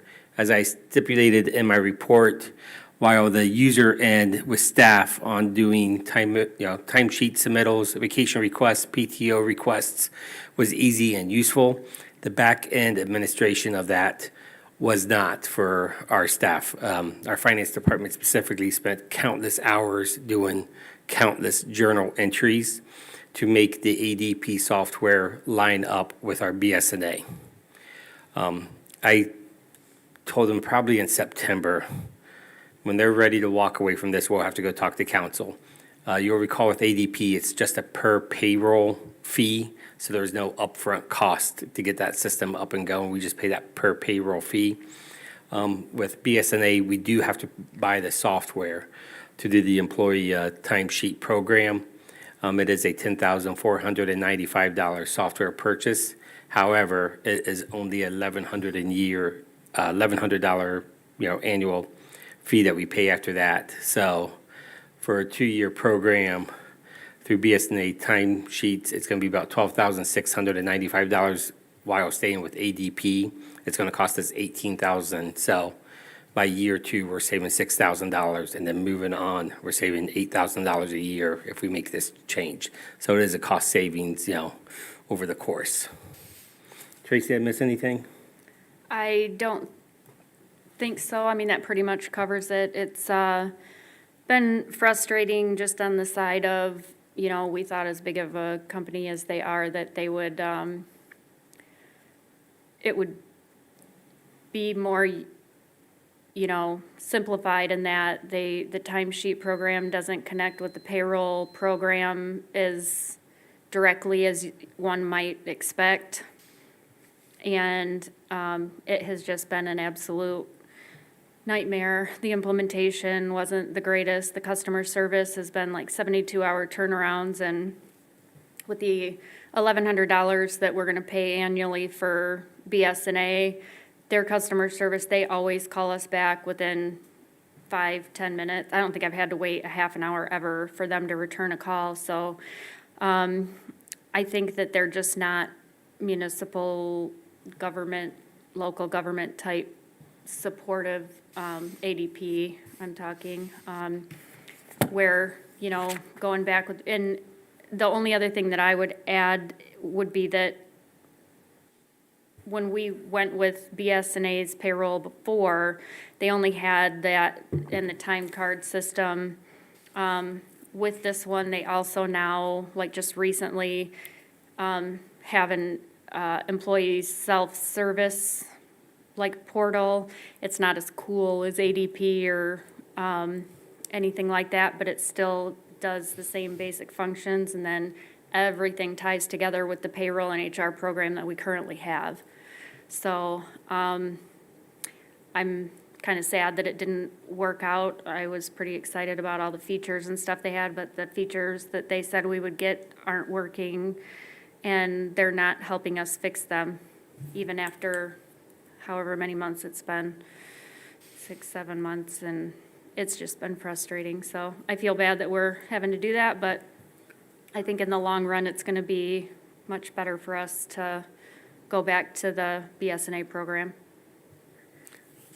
Thank you, staff. Any questions, council? On the BSA, have you talked to other payroll vendors? Yes.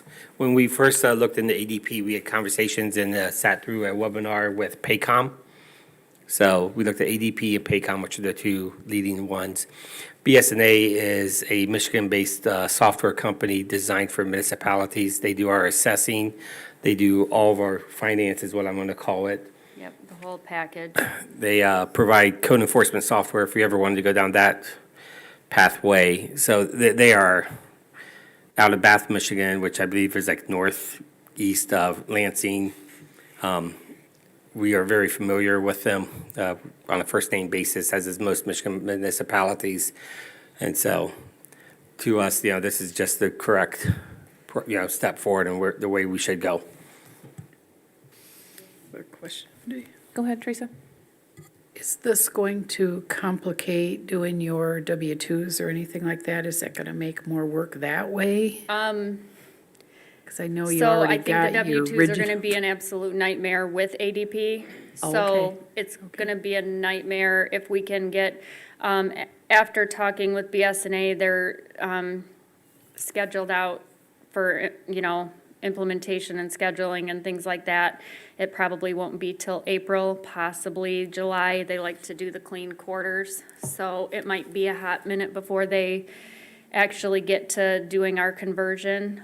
So regardless, we're gonna be with ADP through the W-2s. Then next year, we'll be with them 100%. They're gonna convert everything over. So if it happens in April, all of the January through March time and numbers will be imported into the BS&A system. But I don't think that there's enough time, obviously with the holidays and schedules, that they're gonna be able to get it done. And I think regardless, it's just gonna be a, I mean, I'm sure they're a Good nightmare to time. begin with. Yeah, okay.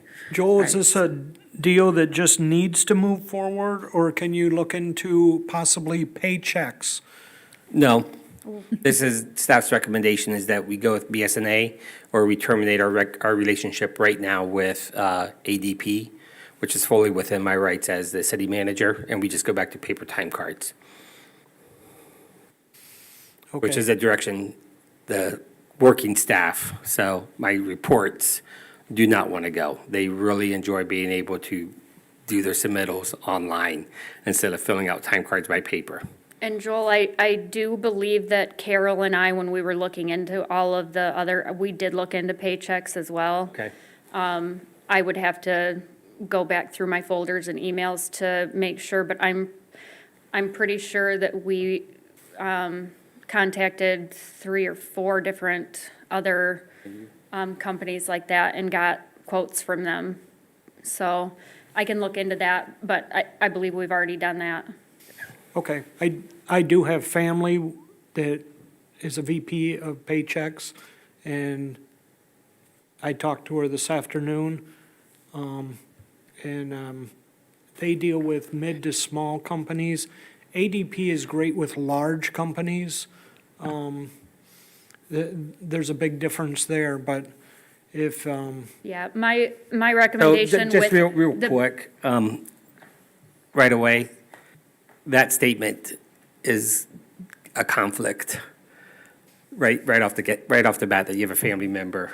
We want to be careful with those. And the previous council members know I'm quick to kind of step in on stuff like that because we don't want to put our foot too far into hot water.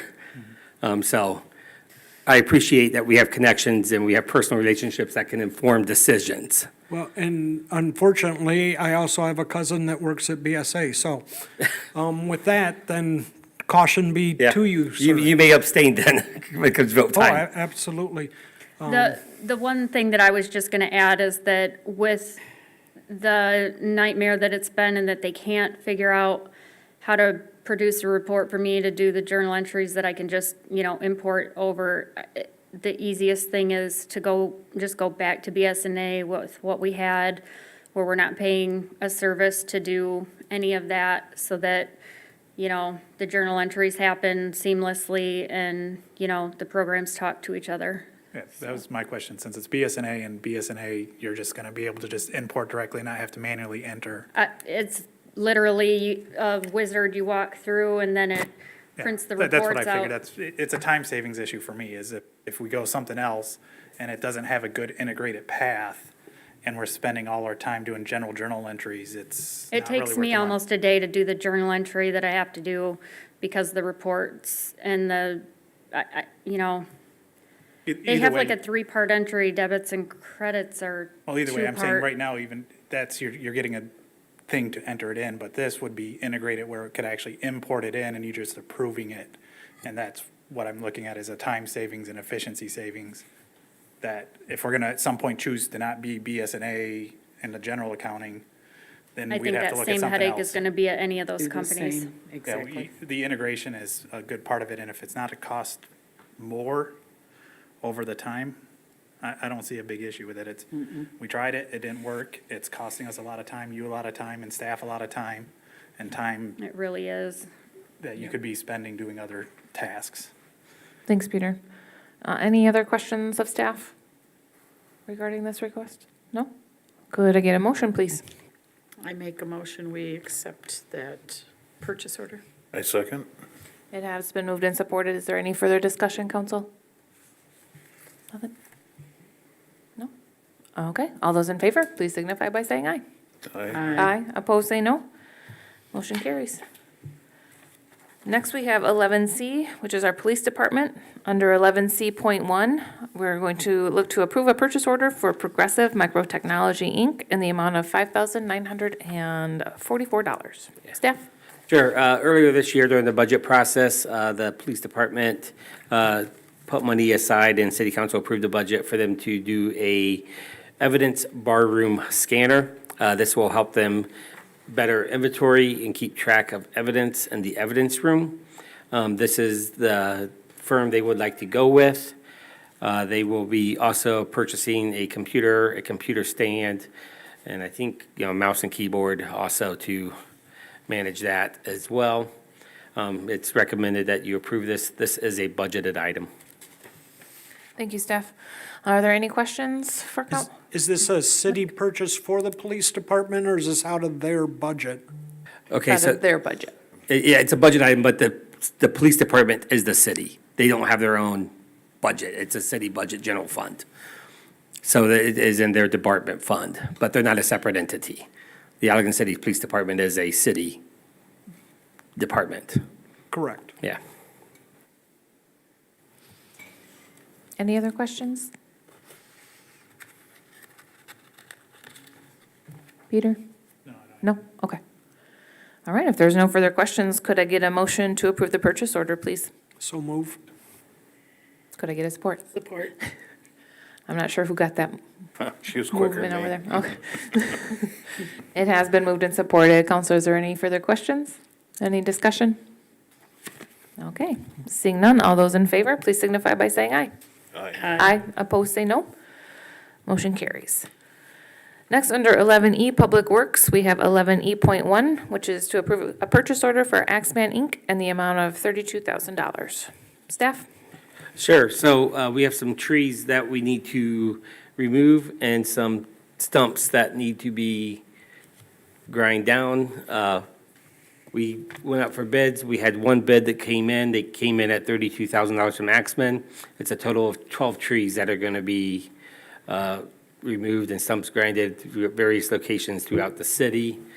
In the purchase order, you were able to see those various locations. So it's recommended that it is be approved by council. Thank you. Council, is there any questions for staff regarding this request? Just a question, because I don't know. I thought in the past I've seen the city doing stump grinding. Is there a machine that's down or broken, or is this, Do we have a stump grinder? I believe they have equipment. I don't know that they have a stump grinder, but No. um, In my time Or here, we less have than a- contracted, mostly all tree removal has been contracted out in my time that I've been here. okay. With our skid steer or Bobcat, we have some attachments, but I do not believe we have a stump grinder on that as an attachment. I've never seen them with it, and they did, I think it was probably just a rental. Yeah. Rental does rent them, and plenty of other places do, but. yeah, I think in some cases it's been like that, but, and then these agreements, I believe, are more for, doing multiple so that we don't have staff just taking down trees all summer, fall, spring, or whatever, so. Sure. Thank you, Mike. Are there any further questions? Yeah, I just had a question about, I guess, the overall process for looking for trees to remove. I've had several, I guess, neighbors talk to me about trees in the Rossman Park area, and part of my response is that the city's got, or I would like to think the city has a program for assessing when trees need to be removed, and maybe on an annual basis or a 5-year rotation, going out and looking. What is that program like? So the program is not as robust as one would hope it would be.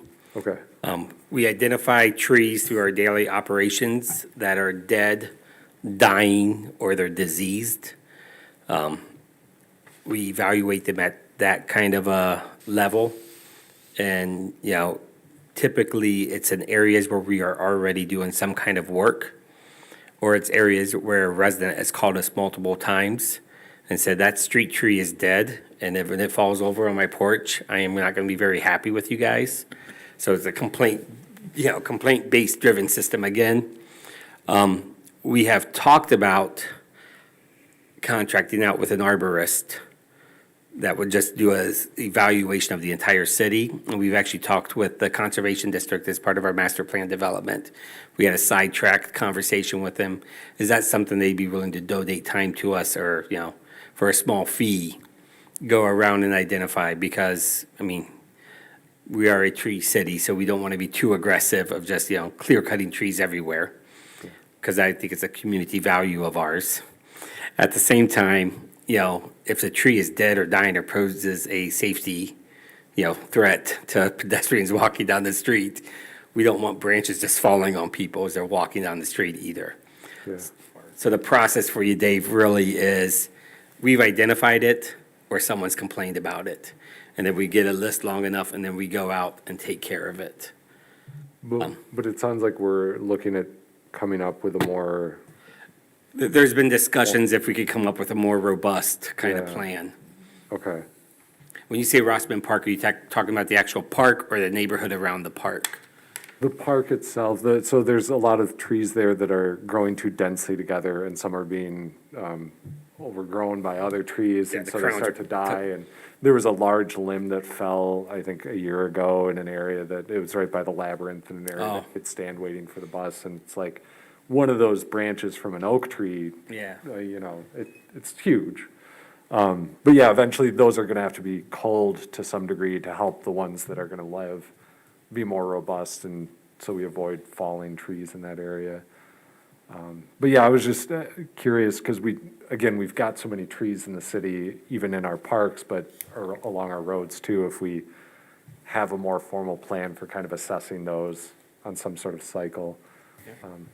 I'm just taking notes down real quick, because the Rossman Park, we can have our staff go out there and just inspect those trees and, Yeah, there's a couple that are looking weak, but it's probably more of an arborist coming in and saying, yeah, if you take this one out, then those three are much healthier. The other thing wanted to ask, I forget the term for it, but the space between a sidewalk and a road. Easement? Parkway? Parkway, curb lawn, Yeah. Terrace, That area. that area, When they're. not pavement. Easement. Oh, easement, Yeah. okay, yeah. I thought you said pavement. Are there responsibilities the city has for trees in that area, Yeah. or are those the property owners? So, thank you for the clearing of the voice, and I'll answer his question, and then I'll just be quiet. That is the responsibility of the city. Okay, With that said, one of the many things we should look at is the rules, ordinances, procedures, policies, whatever you want to call it, on people planting in that area. I see. I will go, in my previous town, this wonderful family planted a wonderful planter box in the curb lawn. Beautiful, raised slate stone or whatever, immaculate box. Little did they know that in that section, because Holland plows their sidewalks with trackless sidewalk plows, that was the one area where our blade goes 6 inches over. And just a good old boy, just doing the job, Took it out. took it out, took our blade out, cost lots of money. a bad And day. they're like, who approved this?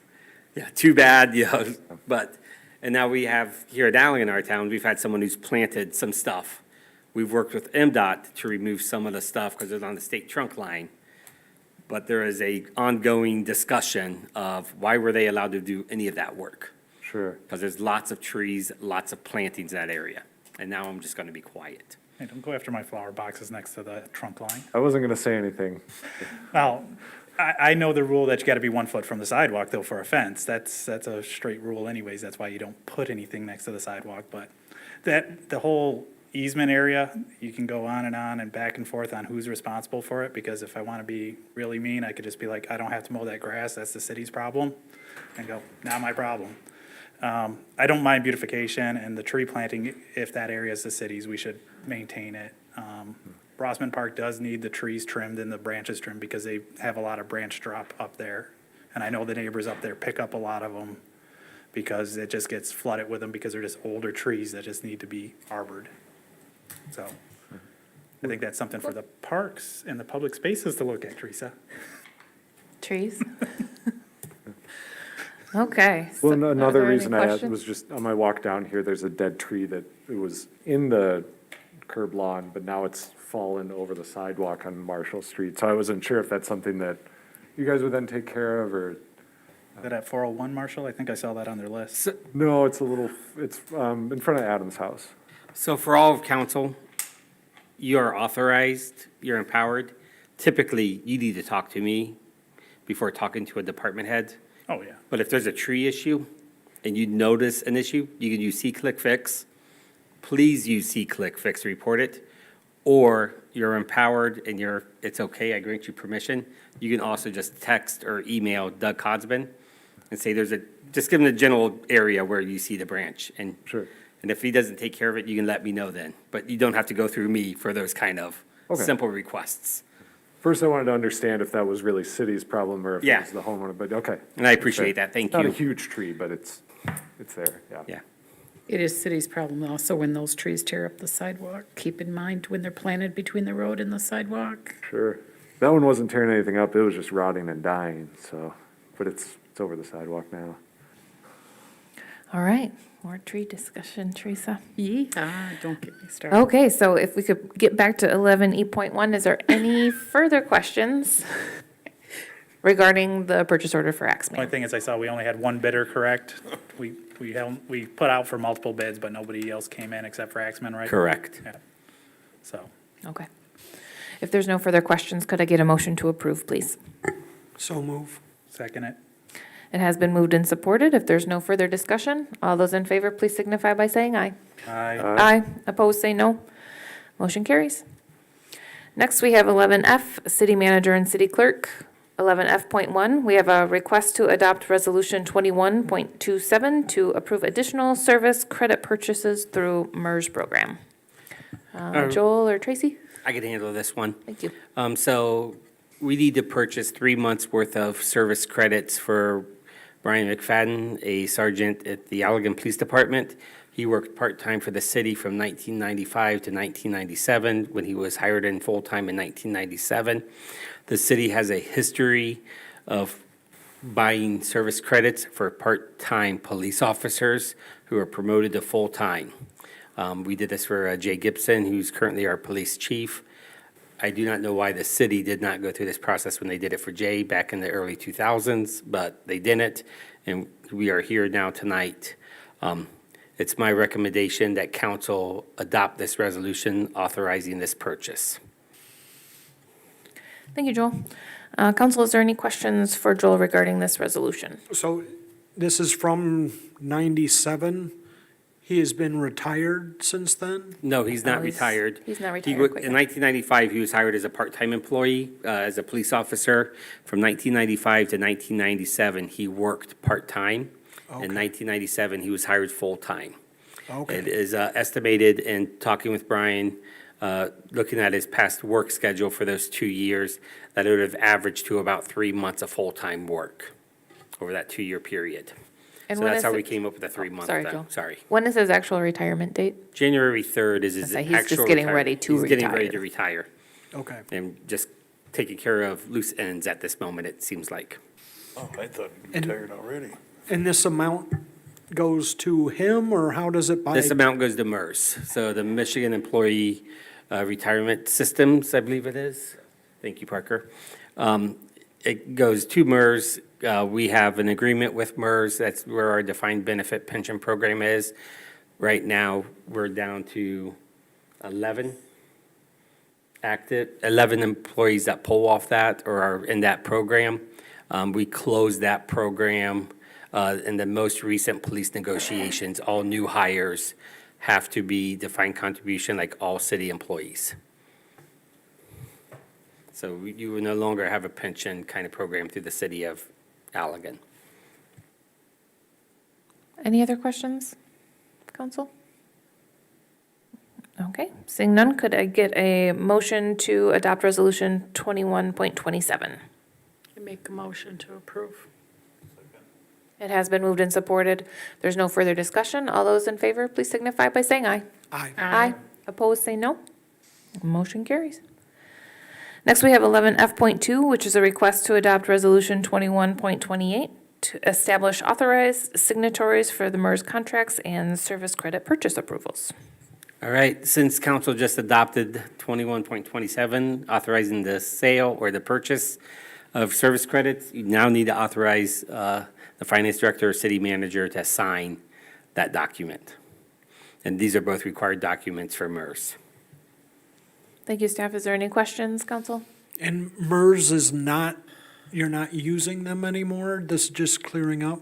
No, we are still using MERS for our retirement, for the pension. So our police officers, a DPW director that's retired, We're also using it for the defined contribution for the defined contribution for the new employees. for the new police, yeah. Yeah, for the new police officers. officer. Okay.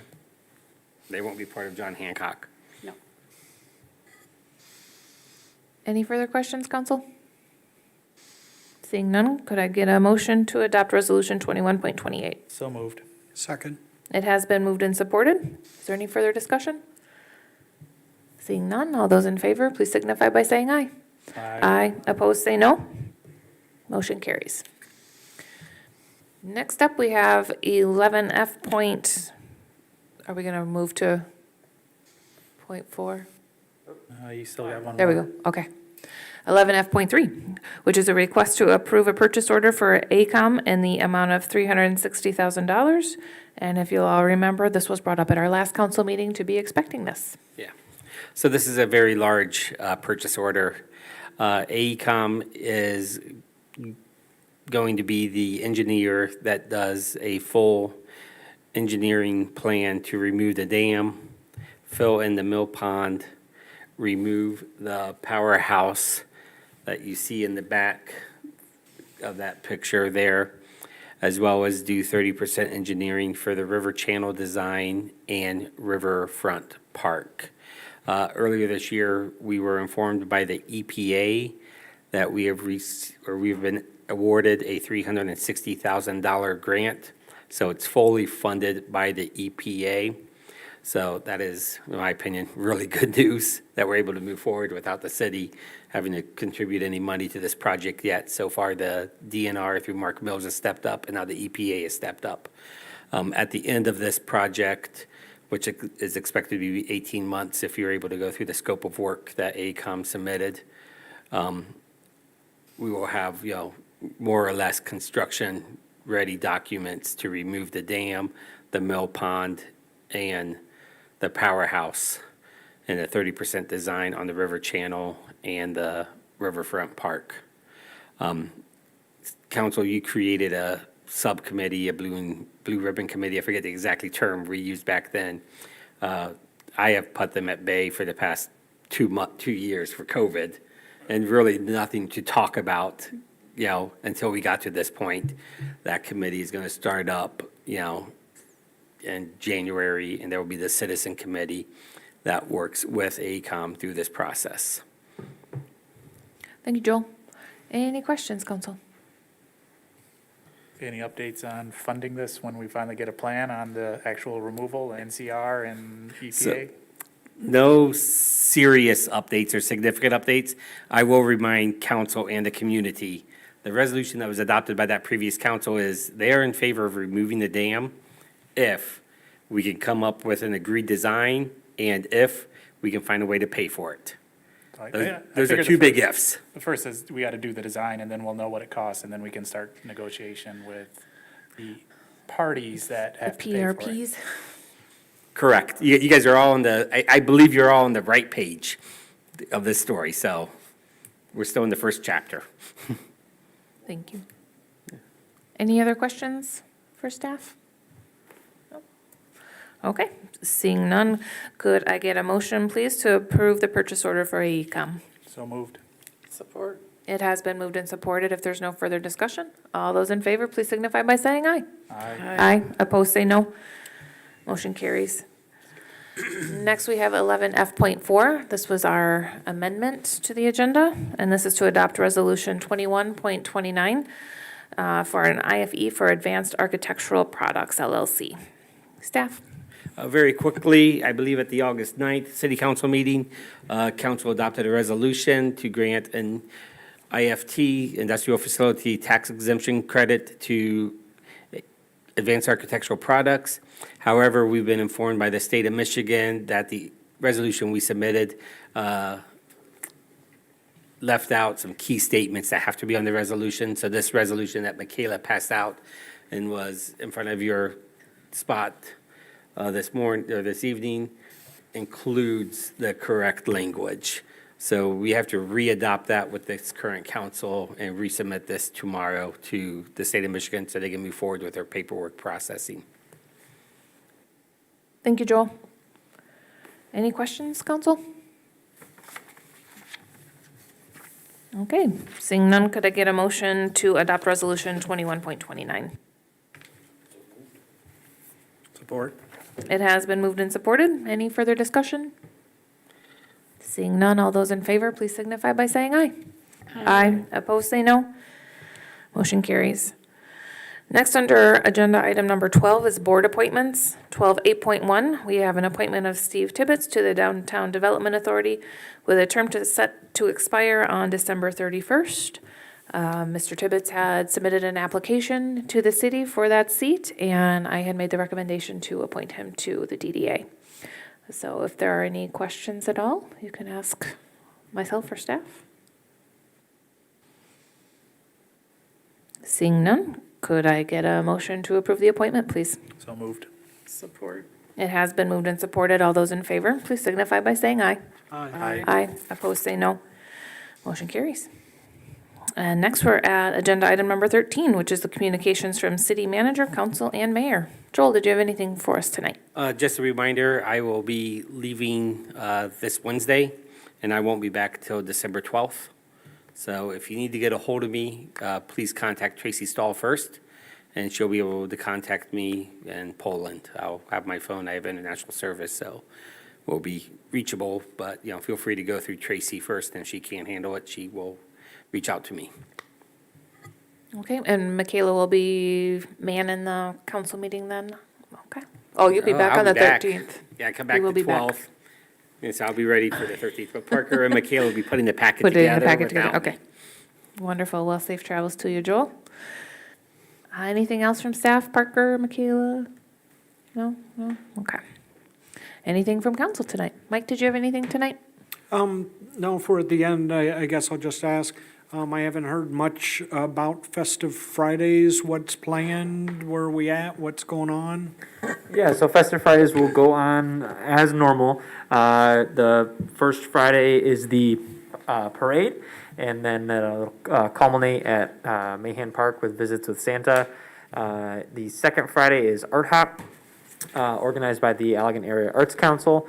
In addition to visits with Santa at City Hall, we will also have a trolley that will be making rounds through the downtown, sponsored by the Allegan Credit Union. And then the third and final Friday will be our Home for the Holidays event.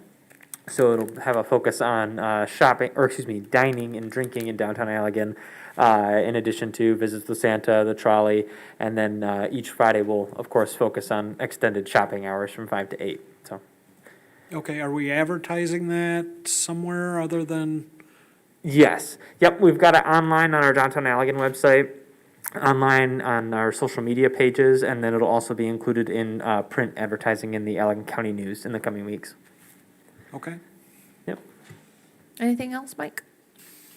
No, Okay. Peter, anything from you? Teresa? I don't think so. Just safe travels, Joel. Have fun. Happy Thanksgiving to everyone. Absolutely. Dave, anything from you tonight? I suppose I should double check. We're still posting for the HDC meeting Monday in December then? Yeah, there's one applicant, so yes, we have to meet. All right, good. Bill, anything from you tonight? Happy Thanksgiving to all. Thank you. And I don't have anything for tonight, so it is 7:53. We are adjourned.